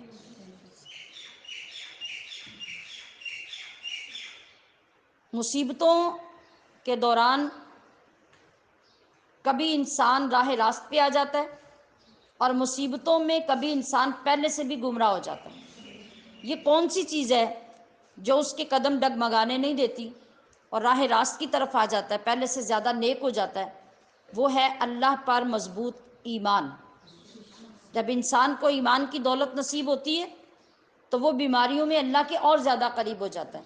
جب کوئی جھٹکا لگتا ہے، جب کوئی تکلیف آتی ہے، جب کوئی نقصان پہنچتا ہے تو وہ توبہ کر لیتا ہے اور سیدھی راہ پہ آ جاتا ہے۔ جب اس کے اندر ایمان ہوگا تو اس کو یہ دولت نصیب ہوگی۔ تو فرمایا گیا کہ اللہ اور اس کے رسول کا کہنا مانو، اللہ کے سوا کوئی عبادت کے لائق نہیں ہے، اسی پر تم بھروسہ کرو۔ تمہاری بعض بیویاں، تمہارے بعض بچے، یہ خود ہی تمہارے دشمن ہیں۔ اور یہ تو کوئی تفصیل طلب بات نہیں ہے۔ ہمارے زمانے میں تو سگی اولادیں اپنے سگے باپوں کو بھی قتل کر رہی ہیں تو اپنی ماؤں کو بھی مار رہی ہیں، اور اپنے دولت کی وجہ سے، بھائیوں کے حسد کی وجہ سے کہ فلاں کو زیادہ دے دیا مجھے کم دیا، اس کے ساتھ ماں باپ کو پیار زیادہ ہے ہم سے کم ہے، تو اتنی سی بات پہ اٹھ کے اولاد اپنے ماں باپ کو قتل کر دیتی ہے۔ تو اگر اس آیت کی اس وقت کسی کو سمجھ نہ آئی ہو تو ہمیں تو بڑی جلدی سمجھ آ جانی چاہیے کہ ہم تو آنکھوں سے یہ سب کچھ دیکھ رہے ہیں۔ تو فرمایا کہ ان سے ہوشیار رہو، ان کی وجہ سے تم باہر نکل کے جھوٹ بولتے ہو، ان کی وجہ سے باہر نکل کے حرام کما کے لاتے ہو، ان کی وجہ سے باہر جا کے سود کماتے ہو، رشوتیں لیتے ہو، تو تمہیں سمجھ جانا چاہیے کہ ان میں سے بعض تمہارے ایسے دشمن ہیں کہ وہ تمہیں جہنم تک پہنچا کے چھوڑیں گے۔ تو ان کے فریب میں آ کے، ان کی محبت میں مجبور ہو کے تم اللہ اور اس کے رسول کو بھول جاؤ تو اس سے بڑا خسارہ کوئی نہیں ہے۔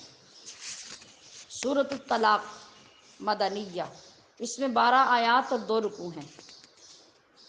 ایک تو طلاق اور عدت کے احکام بیان کیے گئے ہیں، نیز وضع حمل یعنی عورت کا بچے کا پیدا ہو جانا، اور پھر بچے کے خرچے کے بارے میں اس میں ذکر کیا گیا ہے، اور زمین اور آسمان کو پیدا کرنے اور ان کو بنانے کا ذکر ہے۔ اسی وجہ سے اس کو سورۃ الطلاق کہا گیا۔ فرمایا کہ اے حبیب آپ مومنوں سے فرما دیجئے کہ جب تم عورتوں کو طلاق دینا چاہو تو اس وقت طلاق دو جس سے ان کی عدت شروع ہوتی ہے۔ عدت شروع ہوتی ہے ماہانہ شرعی دن جو آتے ہیں عذر کے، ناپاکی کے، ان کے بعد، اور عدت کا ٹھیک ٹھیک حساب لگاؤ۔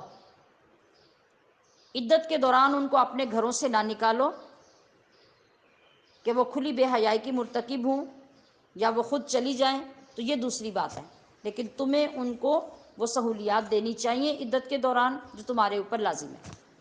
یعنی عدت کا جو خرچ ہے، عدت کے لیے جو مکان ہے، عدت کے لیے رہنے کی جگہ ہے، تو یہ تمہیں انہیں مہیا کرنی چاہیے۔ اچھا، اب یہاں پہ جو حکم دیا گیا طلاق کا، یہ درست طلاق کا طریقہ کیا ہے؟ یہاں پہلے تو احساس دلایا گیا کہ اسلام کے نزدیک جو میاں بیوی کا رشتہ ہے یہ بہت مقدس رشتہ ہے۔ تو صحت مند بنیادوں پر یہ رشتہ جتنا مضبوط ہوگا خاندان اتنے مضبوط ہوں گے، جتنا یہ کمزور ہوگا معاشرہ اور خاندان اتنے کمزور ہوں گے۔ اور ہمارے جو معاشرہ ہے، ہمارے معاشرے میں سارا زور میاں بیوی کو پھاڑنے میں، ان کو توڑنے میں لگایا جاتا ہے۔ ان کی زندگی اچھی نہیں گزرنی چاہیے، شوہر کو بیوی کی نہیں ماننی چاہیے، بیوی کو شوہر کی نہیں ماننی چاہیے۔ ماں آ کے شکایت کرتی ہے کہ میرا بیٹا تو مانتا ہی بیوی کی ہے، وہ کسی کی سنتا ہی نہیں ہے، وہ تو مجھے بھی کسی طرف نہیں مانتا۔ اور بہن بھائی بھی اسی بات کی شکایت کرتے ہیں کہ جب سے شادی ہوئی ہے بھائی جو ہے وہ بیوی کے علاوہ کسی کی سنتا ہی نہیں ہے۔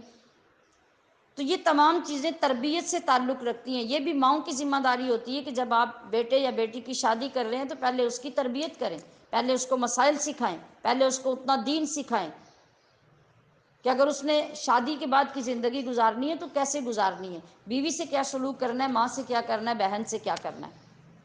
کوئی ماں ایسی ہے جو شادی سے پہلے بیٹے کو ہفتہ 10 دن پاس روز بٹھاتی ہو اور یہ باتیں سکھاتی ہو؟ اس کے اگینسٹ تو ہو سکتا ہے یہ کوئی نہیں سکھاتا. نہ کبھی باپ نے پاس بٹھا کے سکھایا ہے، نہ اپنے تجربات بتائے ہیں، بلکہ باپ کو بھی چاہیے کہ وہ اپنی زندگی کے تجربات اپنے بیٹے سے شیئر کرے اور اسے بتائے کہ یہاں مجھ سے غلطیاں ہوئیں تو یہ نقصانات ہوئے، تو تم اپنی زندگی میں غلطیاں نہ کرنا. اور ماں بھی سمجھائے کہ میری جوانی میں میرے ساتھ سسرال میں ایسے ہوا اور یہ غلطیاں ہوئیں تو تم اپنی بیوی کو سمجھا کے رکھنا اور اس سے یہ غلطیاں نہ ہونے دینا. اور بیلنس کر کے چلنا، رشتوں کو نبھانا کبھی بھی کسی ماں نے یہ نہیں سکھایا. اتنا سا کام بھی اگر ماں باپ شادی سے پہلے کرنا شروع کر دیں تو معاشرے میں بہت ساری پازیٹیو تبدیلی آ جاتی ہے. تو خیر، یہاں پہ طلاق کے بارے میں کہا گیا کہ طلاق کا جو طریقہ ہے، پہلی تو بات یہ ہے کہ حلال چیزوں میں اللہ کے ہاں سب سے ناپسند چیز طلاق ہے. اور اگر ایسا موقع آ جائے کہ طلاق کے بغیر خاندان تباہ ہو رہا ہو، بعض اوقات ایسا ہوتا ہے نا کہ ایسے رشتوں سے آپ جڑ جاتے ہیں کہ جب تک ان سے چھٹکارا نہیں ہوتا آپ بچ نہیں سکتے. کبھی برے خاندان میں شادی ہو گئی، کبھی عورت غلط ہوئی، کبھی اس کے چال چلن غلط ہوئے، اور ان چیزوں کا چھٹکارا طلاق سے ہی ہوتا ہے. تو اسی لیے اللہ نے اس کی گنجائش رکھی. لیکن طریقہ بتایا کہ اے نبی، آپ مومنوں سے فرمائیے کہ جب اپنی بیویوں کو طلاق دو تو حیض کی حالت میں طلاق نہ دو. ایسے طہر میں بھی طلاق نہ دو. طہر ہوتا ہے ایک حیض سے دوسرے حیض کے درمیان جو پاکی کے دن ہوتے ہیں اس کو طہر بولا جاتا ہے. اور اس طہر میں بھی طلاق نہ دو جس میں تم اپنی بیویوں کے پاس گئے تھے. ان دونوں حالتوں میں طلاق دینا گناہ ہے. ٹھیک ہے؟ یہاں بات جو آپ نے سمجھنی ہے وہ یہ ہے کہ گناہ تو ہے، لیکن اگر کسی نے گناہ کیا اور طلاق دی تو طلاق ہو جائے گی. بعض لوگ یہ سوال کرتے ہیں کہ اس نے حمل کے زمانے میں طلاق دی تھی تو طلاق نہیں ہوئی، حیض کے زمانے میں طلاق دی تھی طلاق نہیں ہوئی. طلاق ہو جائے گی، لیکن اس نے جو اللہ کی نافرمانی کی ہے اس کو گناہ ملے گا. آپ نے بات کو سمجھا؟ جی. یعنی چاروں اماموں کے نزدیک حیض کے دوران بھی اور جس طہر میں عورت اور مرد نے اپنا تعلق ازدواجی قائم کیا اس طہر میں طلاق دی تو دونوں صورتوں میں طلاق تو ہو جائے گی مگر گناہ ہوگا. اب طلاق کی دو صورتیں فقہ میں ہمارے سامنے بتائی گئیں جو طلاق دینے والی صورتیں ہیں.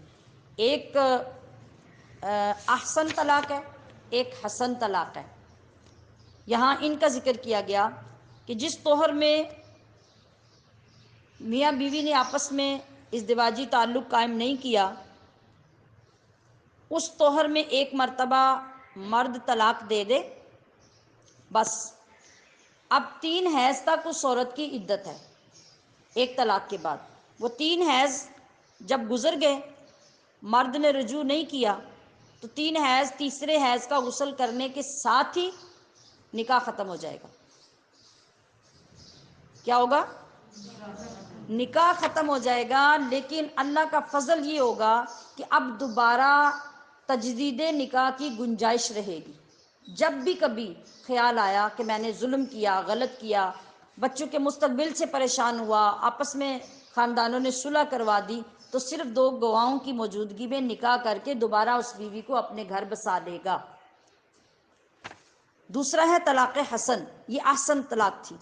طلاق حسن یہ ہوتی ہے کہ بیوی کو ایسے طہر میں طلاق دی، یعنی طہر کے دوران طلاق دی، ایک حیض گزرنے کے بعد اگلے مہینے میں دوسری طلاق دی، پھر تیسرا حیض گزرنے کے بعد آیا تو اس میں تیسری طلاق دی. اب یہ 3 طلاقیں درست طریقے سے ہوئیں، ان کو طلاق حسن کہا جاتا ہے. اب ان 2 طریقوں کے علاوہ انسان کسی بھی اور طریقے سے طلاق دے گا تو یہ بدعی طلاق ہوگی جو خلاف سنت ہوگی. طلاق وہ بھی ہو جائے گی لیکن طلاق دینے والا گناہگار ہوگا۔ یہاں اس میں یہ باتیں سمجھائی گئیں۔ اور آگے عدت کے بارے میں کہا گیا کہ جس بچی کو ابھی حیض نہیں آتا، بعض اوقات کچھ بچیاں بالغ تو ہو جاتی ہیں لیکن حیض دیر سے آنا شروع ہوتا ہے، کبھی 17-18 سال کی عمر میں جا کے حیض آتا ہے، اور بچی تو 12 سال کی بالغ ہو جاتی ہے، عمر شروع ہو جاتی ہے۔ اس کے بعد اب اگر حیض نہیں آیا اور اس ایسی عمر کی بچی کو طلاق ہو جائے، یا اس سے چھوٹی عمر کی بچی کا ماں باپ نے نکاح کیا، رخصتی نہیں ہوئی اور طلاق ہو گئی، تو اب یہ جس کو حیض نہیں آتا اس کے 3 مہینے ہوں گے۔ جو بوڑھی عورت ہو گئی جس کے اب حیض آنا بند ہو گیا، اس کو طلاق ہوئی تو اس کے بھی 3 مہینے عدت ہوگی۔ لیکن درمیان میں جس عورت کو حیض آتا ہے اس کے 3 حیض عدت ہوگی، تیسرے حیض کا جیسے ہی غسل کرے گی اس کی عدت ختم ہو جائے گی۔ اور جو لڑکی نکاح والی ہوگی لیکن اس کی رخصتی نہیں ہوئی، وہ اپنے شوہر کے گھر نہیں گئی، اس کے لیے کوئی عدت نہیں ہوگی۔ یہ مختصر سادہ مسائل ہیں چند جو میں نے آپ کی خدمت میں عرض کر دیے ہیں۔ سورۃ التحریم، اللہ اکبر۔ اس صورت میں پہلی آیت میں ہی کلمہ ہے لما تحرم، لما تحرم، اسی سے یہ لفظ تحریم کا نکلا ہے، یعنی کسی چیز کا اپنے اوپر حرام کرنا۔ اس میں 12 آیات اور 2 رکوع ہیں۔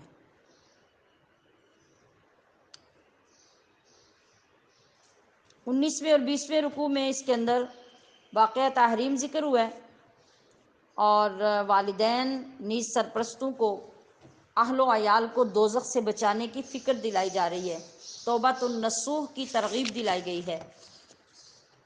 تو اس صورت کی پہلی آیت میں جو واقعہ ذکر ہو رہا ہے اس کا تعلق نبی کریم صلی اللہ علیہ وسلم کی ذات سے ہے۔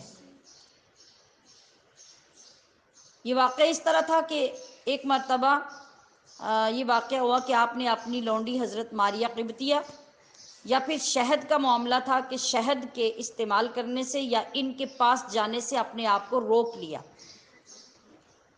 جس کی وجہ پیچھے اپنی دوسری ازواج کا اعتراض اور ان کو راضی کرنے کے لیے آپ نے اپنے اوپر یہ پابندی لگائی۔ تو پھر اللہ تبارک و تعالیٰ نے بہت محبت بھرا، پیار بھرا خطاب فرمایا اور ارشاد کیا، یا ایھا النبی، اے نبی، اپنی طرف توجہ دی کروائی، اور پھر ارشاد فرمایا کہ لما تحرم، کہ آپ نے یہ چیزیں اپنے اوپر حرام کیوں کی، آپ نے ایسا کیوں کیا۔ اس سے محبت کا قرینہ کہاں سے پایا جاتا ہے کہ اللہ تعالیٰ نے پہلے بڑی رحمت، بڑے لطف و کرم سے اپنے محبوب کو خطاب فرمایا، اور پھر اس کے بعد یہ سوال کیا۔ پھر فرماتے ہیں کہ یہاں تحریم سے مراد تحریم شرعی نہیں ہے، یعنی شریعت کی کسی چیز کو حرام نہیں کیا گیا، جس طرح وحی سے کسی چیز کو پہلے حلال یا حرام کر دیا جاتا تھا، تو ایسا نہیں ہے، بلکہ یہاں کسی چیز کے استعمال سے اپنے آپ کو روکنا ہے، یعنی جیسے نبی علیہ السلام نے شہد استعمال کرنے سے اپنے آپ کو روکا، یا حضرت ماریہ قبطیہ کے پاس جانے سے اپنے آپ کو روکا، تو اس کا ذکر اللہ تبارک و تعالیٰ یہاں اس آیت کریمہ میں ارشاد فرما رہا ہے۔ تو اللہ تعالیٰ نے آپ کو اس طرح سے مخاطب کر کے یہ الفاظ کیوں فرمائے، عتاب کیوں کیا، بعض لوگ یہ سوال کرتے ہیں۔ تو اس کا جواب یہ ہے کہ اللہ تعالیٰ کے اس عتاب کی وجہ یہ ہے کہ نبی کریم صلی اللہ علیہ وسلم نے اپنی بیویوں، اپنی ازواج کی خوشنودی کے لیے جس چیز کی اپنے اوپر پابندی لگا لی، تو اس سے نبی علیہ السلام کو خود تکلیف اور مشقت برداشت کرنی پڑی۔ تو اللہ تعالیٰ نے فرمایا کہ اے حبیب، آپ ان کے لیے، ان کی خوشی کے لیے اگر یہ یعنی برداشت کر رہے ہیں، تو آپ کے رب کو یہ بات ہرگز گوارا نہیں کہ میرے محبوب کو کوئی مشقت اٹھانی پڑے، تو اس لیے فرمایا کہ آپ نے ایسا کیوں کیا۔ تو مجھے، یعنی اللہ فرما رہا ہے کہ مجھے، اے حبیب، آپ کا آرام، آپ کی خوشی، آپ کی راحت مرغوب ہے، تو ایسی پابندیوں کی اجازت میں آپ کو کیوں دوں گا جس سے آپ مشقت میں پڑ جائیں۔ تو پھر اس طرح اگلی آیات میں اللہ تبارک اس طرح ایک بات یہ ہوئی کہ بعض اوقات ازواج مطہرات کے اندر سے بات کرتے ہوئے کسی زوجہ مبارکہ نے کوئی راز کی بات باہر کسی سے کر دی تو اس بات پر بھی اللہ تعالیٰ نے گرفت فرمائی اور ان کو ان کا منصب یاد دلایا۔ کیا منصب؟ کہ جو جس اعلیٰ مقام پہ ہوتا ہے، جس کی ذمہ داریاں اعلیٰ ہوتی ہیں، تو ان کی معمولی سی غلطی کو بھی فوراً پکڑا جاتا ہے کہ ان کی ذرا سی غلطی بہت دور تک جائے گی، چونکہ لوگوں نے ان سے سیکھ کر چلنا ہے، تو وہاں اگر لچک پیدا کر دی گئی تو آگے خرابی دور تک چلی جائے گی، لہٰذا ذرا سی بھی بات ہوتی تو اللہ پاک فوراً گرفت فرما لیتا۔ اور یہ بھی محبت پر مبنی عمل ہے۔ اللہ تبارک و تعالیٰ اس خاندان کے ہر فرد سے جو محبت فرماتا تھا اور ان کو ان کے مقام سے نیچے نہیں دیکھنا چاہتا تھا، اس لیے فوراً ان کو احساس دلا دیا جاتا کہ آپ نے ایسا کیوں کیا ہے۔ پھر توبۃ النصوح کے لیے حکم دیا گیا کہ اے ایمان والو، اللہ کے حضور سچی توبہ کرو۔ توبۃ النصوح کیا ہوتی ہے؟ ایسی توبہ جس کے بعد گناہ کا کوئی امکان نہیں۔ پچھلے دنوں میں بھی مثال دی تھی کہ جیسے گائے کے تھنوں سے دودھ نکل کر دوبارہ جانے کی کبھی صورت ہی پیدا نہیں ہو سکتی، اس طرح ایسی توبہ نصیب ہو جائے کہ پھر کبھی گناہ کرنا ممکن ہی نہ رہے۔ تو فرمایا کہ تم ایسی توبہ کرو گے تو قوی امید ہے کہ اللہ پاک تمہارے قصور معاف کر دے گا، تمہیں جنت میں داخل کرے گا، اور وہاں اللہ اپنے نبی کو اور اس کے ایمان والے ساتھیوں کو بالکل رسوا نہیں ہونے دے گا۔ پھر آگے چل کے حضرت نوح کی بیوی جو کافرہ تھی، اس کا بیٹا بھی پیچھے پڑھا نا ہم نے کہ وہ بھی کافر تھا، اور لوط علیہ السلام کی بیوی بھی کافر تھی اور اندر سے قوم کے کافروں کے ساتھ ملی ہوتی تھی، تو ان کی مثال یہاں دی گئی کہ کفار اور مشرکین بے شک آپ کے گھر میں کیوں نہ ہوں، ان کی سفارش کرنے کی اجازت بالکل نہیں ہے، اور شفاعت مومن گناہگار کے لیے ہے، وہ جتنا بھی گناہگار ہے لیکن مومن ہے تو اس کی شفاعت ہوگی۔ اور اہل ایمان میں بہترین مثال بھی دو عورتوں کے ساتھ دی۔ وہ دو عورتیں کون ہیں؟ ایک حضرت آسیہ فرعون کی بیوی، اور دوسرے حضرت مریم حضرت عیسیٰ کی والدہ، کہ یہ لوگ کون تھیں؟ یہ ہمیشہ جنت میں جانے اور فرعون کی آزمائش سے نجات پانے کی دعائیں کرتی تھی۔ اسی طرح حضرت مریم عمران کی بیٹی، ان کی زندہ مثال کہ اس بندی نے عزت کی حفاظت کی، اپنی عزت کو سنبھالا، اپنی جوانی کو سنبھالا، تو پھر دیکھو ہم نے اسے کتنا اعلیٰ مرتبہ عطا فرمایا، ایک نبی کی ماں بنایا، اور نبی بھی وہ جس کو ہم نے اپنی روح سے پیدا کیا، بغیر کسی آدمی کے اختلاط کے، ہم نے اپنے کرم سے اپنی روح سے اپنا کلمہ جو ہے اس کے اندر پھونکا اور اس سے اس نبی کو پیدا کیا۔ یہ شان ہم نے مریم کو عطا کی۔ جی اگلا پارہ شروع ہوتا ہے تبارک الذی بیدہ الملک، سورۃ الملک سے۔ سورۃ الملک ایسی سورت جس کی نبی کریم صلی اللہ علیہ وسلم نے بے پناہ تعریف فرمائی، فرمایا کہ یہ 30 آیتیں جس کو پڑھنے کی عادت ہو جائے تو اس کے پڑھنے کی برکت سے یہ 30 آیتیں اللہ سے جھگڑ کر بندے کی شفاعت کروائیں گی۔ بعض روایات میں ہے کہ جب نئے مہینے کا چاند دیکھو تو چاند دیکھتے ہی اس کی 30 آیتیں تلاوت کرو۔ سورہ فتح کا بھی آیا ہے اور اس کا بھی آیا ہے کہ 30 آیتیں تلاوت کرو تو ہر آیت کے بدلے مہینے کا ہر دن اللہ آپ کا اچھا گزارے گا، برکت والا گزارے گا۔ اور رات کے وقت جس کو سورہ ملک کے پڑھنے کی عادت ہے تو اللہ پاک اس کو بے پناہ عنایات سے نوازتا ہے، اور اس کی بخشش بھی اس صورت کے ذریعے یقینی ہو جاتی ہے۔ نبی کریم صلی اللہ علیہ وسلم کی اور بہت سے علماء، فقہاء، بزرگان دین کی عادت سورۃ سجدہ اور سورہ ملک دونوں کی 30 آیات ہیں، اور ان دونوں کو جو بندہ پڑھے گا، حضور نے فرمایا کہ ایک 30 آیتوں والی سورت قبر میں پیروں کی طرف اور دوسری سرہانے کی طرف بندے کی حفاظت کے لیے قیامت تک رہے گی۔ تو اس میں اللہ کی صفات، اللہ کی وحدانیت کے دلائل اور اللہ کی قدرت کی نشانیاں بیان کی گئی ہیں۔ فرمایا گیا ہے کہ تبارک الذی بیدہ الملک وہو علی کل شیء قدیر،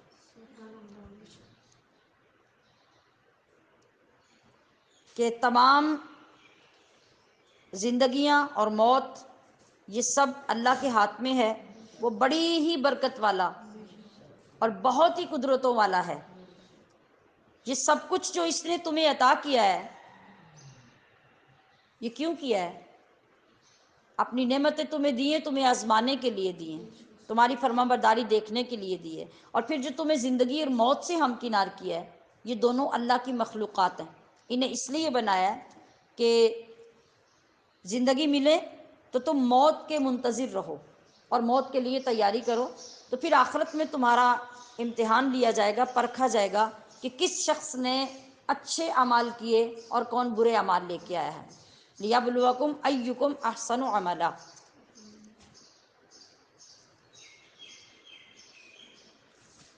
اور زمین و آسمان اسی اللہ نے بنائے، تو ذرا آسمان کی طرف دیکھ کے بتاؤ کہ تمہیں آسمان میں کوئی سوراخ، کوئی شگاف نظر آتا ہے؟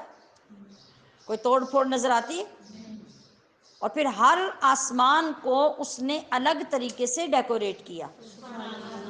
پہلے آسمان کو ستاروں سے خوشنما بنایا، اور ان ستاروں کے ذریعے سے شیطانوں کو بھگانے کا کام لیا۔ جب بھی شیطانوں نے اوپر جا کے خیانت کرنے کی کوشش کی اور وہاں سے راز لانے کی کوشش کی، اسی وقت آسمان کا تارا ٹوٹ کر اس کے پیچھے آیا اور اس کو بھگا دیا۔ تو جب کافر جہنم میں ڈالے جائیں گے تو جہنم کی چنگھاڑوں کو سنیں گے، وہ اس طرح جہنم جوش مار رہی ہوگی کہ گویا ابھی اپنے غضب اور غصے سے پھٹ جائے گی۔ یہ عذاب نہ ماننے والوں کے لیے اللہ نے تیار کر رکھا ہے۔ پھر اللہ تعالیٰ نے اپنی قدرت کے نشان، وہ تمام چیزیں جو ہم نے پیچھے پڑھی، اللہ تعالیٰ نے بندے کو اپنے جسم کے اعضاء یاد کروائے، زمانے میں پھیلی ہوئی نشانیاں یاد کروائیں، پہاڑ، آسمان، سورج، چاند، ستارے، سب کچھ ذکر کر کر کے بتایا کہ بتاؤ یہ کون پیدا کرنے والا ہے، ان کو ختم کرنے والا کون ہے، یہ نعمتیں دینے والا کون ہے۔ اب بھی تم اپنے رب کو نہیں مانتے۔ سورۃ القلم میں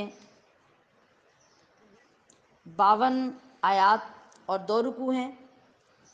اس میں بہت خوبصورت، بہت پیاری آیت کریمہ آغاز میں آئی، جس میں اللہ نے فرمایا اِنَّكَ لَعَلَىٰ خُلُقٍ عَظِيمٍ۔ نبی کریم صلی اللہ علیہ وسلم کی ذات کے بارے میں کہ بلا شبہ آپ اعلیٰ ترین اخلاق کے مالک ہیں۔ آپ کو دیوانہ کہنے والے، مجنون کہنے والے خود بہت جلدی اپنے انجام کو پہنچ جائیں گے۔ سیدھے راستے پہ کون ہے، یہ اچھی طرح اللہ کے علم میں ہے۔ ان کی خواہش یہ ہے اے حبیب کہ آپ تھوڑی سی نرمی توحید کے بارے میں کریں تو یہ لوگ بھی آپ کے ساتھ نرمی کرنے لگ جائیں گے۔ آپ کسی بڑی بڑی قسمیں کھانے والے، تانا دینے والے، چغل خور، نیکی سے روکنے والے، انتہا پسند، بد نسل کی بات مت مانیں۔ آپ ان کی بات پہ کوئی دھیان نہیں دیں، آپ اپنے رب کے حکم پر کاربند رہیں اور جو پیغام آپ کے ذمہ لگایا گیا ہے آپ وہ دیتے رہیں۔ اور جن لوگوں نے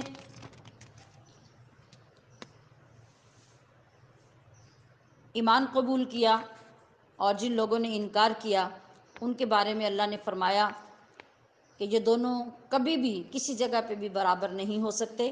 متقی ہمیشہ تر و تازہ رہنے والی جنت میں ہوں گے، اور کافر یہ کبھی نہ سوچیں کہ قیامت کے روز ان کے ساتھ مسلمانوں جیسا سلوک ہوگا، کبھی بھول کر بھی یہ خیال نہ لائیں۔ اللہ کے ساتھ، اللہ کا ان کے ساتھ کوئی ایسا وعدہ نہیں ہے کہ وہ قیامت میں ان کے ساتھ نرمی کرے گا، بلکہ وہ تو بار بار پکار پکار کے آج دنیا میں بتا رہا ہے، جا بجا ذکر کر کے ان کو سمجھا رہا ہے کہ تمہارے لیے یہ ہے، تمہارے لیے یہ ہے، آج رک جاؤ، آج باز آ جاؤ، آج توبہ کر لو، آج اکڑ اور غرور سے پلٹ آؤ تو اللہ تم سے راضی ہو جائے گا، اللہ تمہیں بخش دے گا۔ اور اگر تم یہ نہیں کرو گے تو پھر تمہارے لیے وہی ہوگا جس کا اللہ نے تمہیں وعدہ فرمایا ہے۔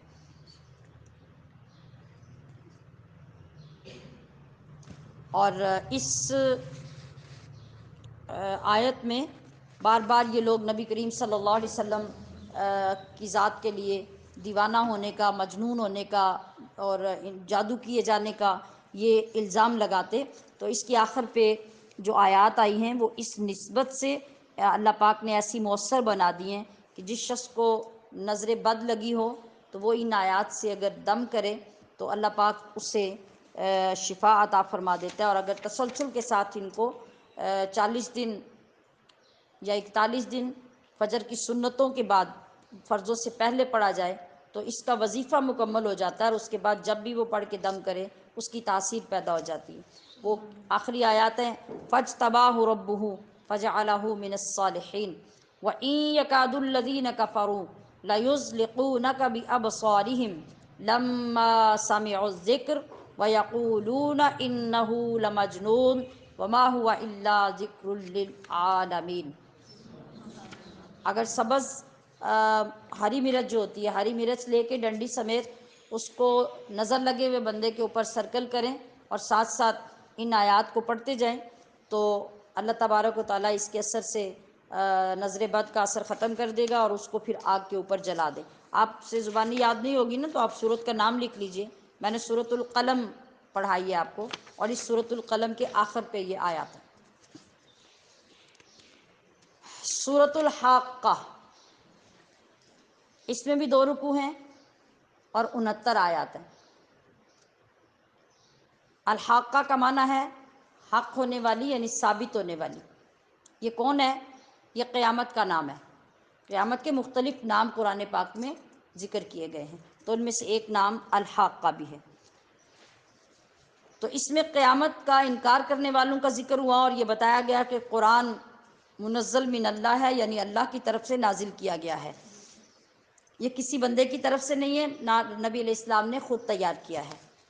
تو قیامت جو کہ حقیقت کا روپ دھارنے والی ہے، یعنی ریئل میں واقع ہونے والی ہے، اور اعمال کو، جو بھی اعمال ہمارے ہوں گے اچھے یا برے، نیک اور بد، ان کو اپنی حقیقتوں کے ساتھ سامنے لانے والی ہے، اور وہ ایسی ہے، ایسی چیز ہے کہ وہ آئے بغیر ٹلے گی نہیں، وہ آ کر رہے گی۔ پھر اس کے بعد قیامت کی ہولناکی کا اور دنیا میں انکار کرنے والی قوموں پر عذاب آنے کا ذکر کیا گیا ہے۔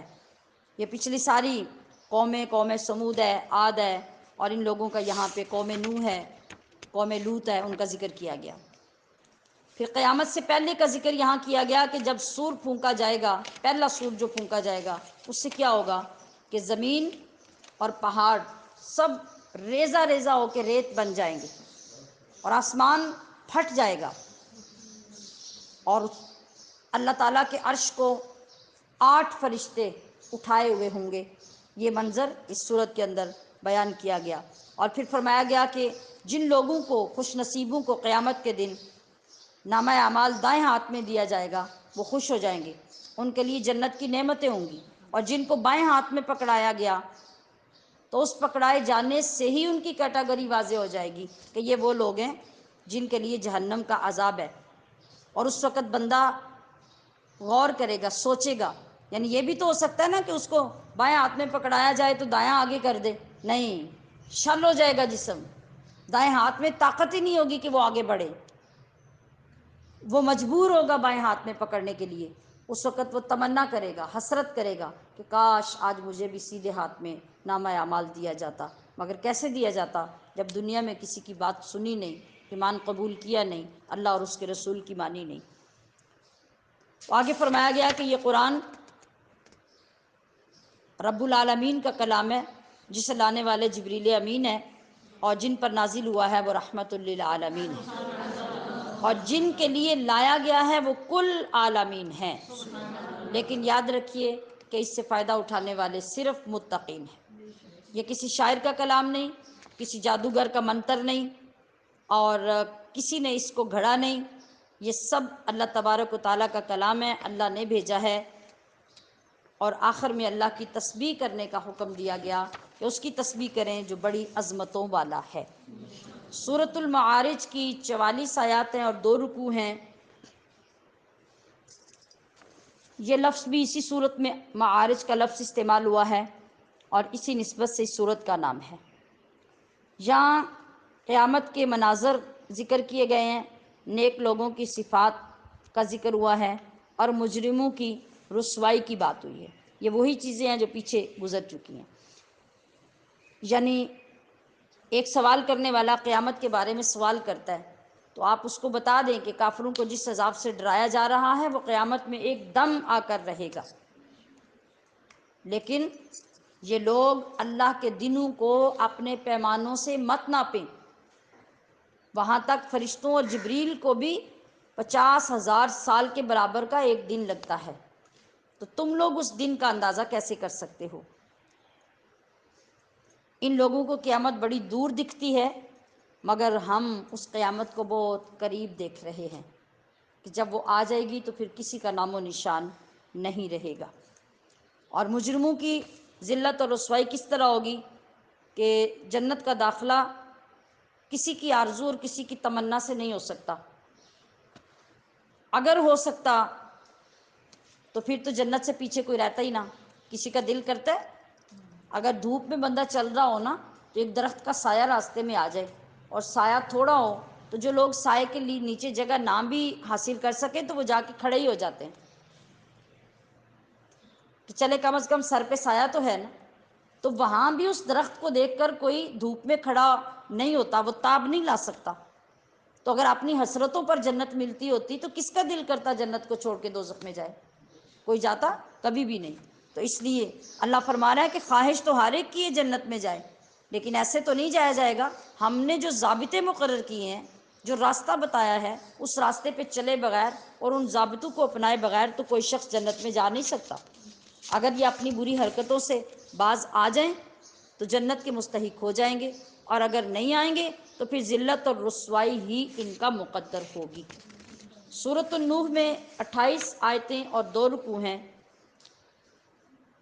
اس میں حضرت نوح کا قوم کو پیغام دینا اور استغفار کی تلقین کرنا ذکر کیا گیا ہے، اور نوح علیہ السلام کا امت سے پریشان ہو کر بد دعا کرنے کا ذکر ہے۔ اللہ فرما رہا ہے کہ ہم نے نوح کو ان کی قوم کی طرف بھیجا، انہوں نے اپنی قوم سے فرمایا لوگو اللہ کی عبادت کرو، اس سے ڈرو اور میرا کہا مانو، تمہیں دنیا اور آخرت کی کامیابیوں سے رب نواز دے گا۔ مگر قوم نے ایک نہیں سنی، تو آپ نے کیا کہا؟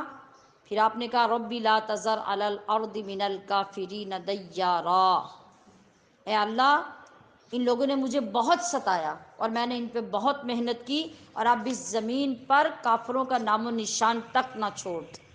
اللہ نے یہ بد دعا قبول کی، تب طوفان نوح آیا جس کا ذکر آپ پیچھے پڑھ چکے ہیں، اور پھر سب کو اللہ تعالیٰ نے تباہ و برباد کر دیا سوائے ان کے جو آپ کی کشتی میں بیٹھے تھے۔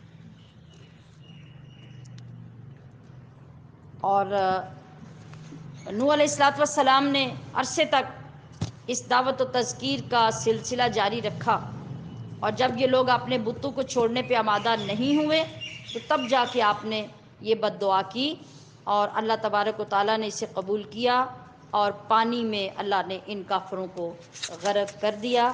اور حضرت نوح علیہ السلام نے اپنے لیے، اپنے والدین کے لیے، اپنے عقیدت مندوں کے لیے، بلکہ تمام اہل ایمان مردوں اور عورتوں کے لیے اللہ سے مغفرت اور بخشش کی دعا مانگی۔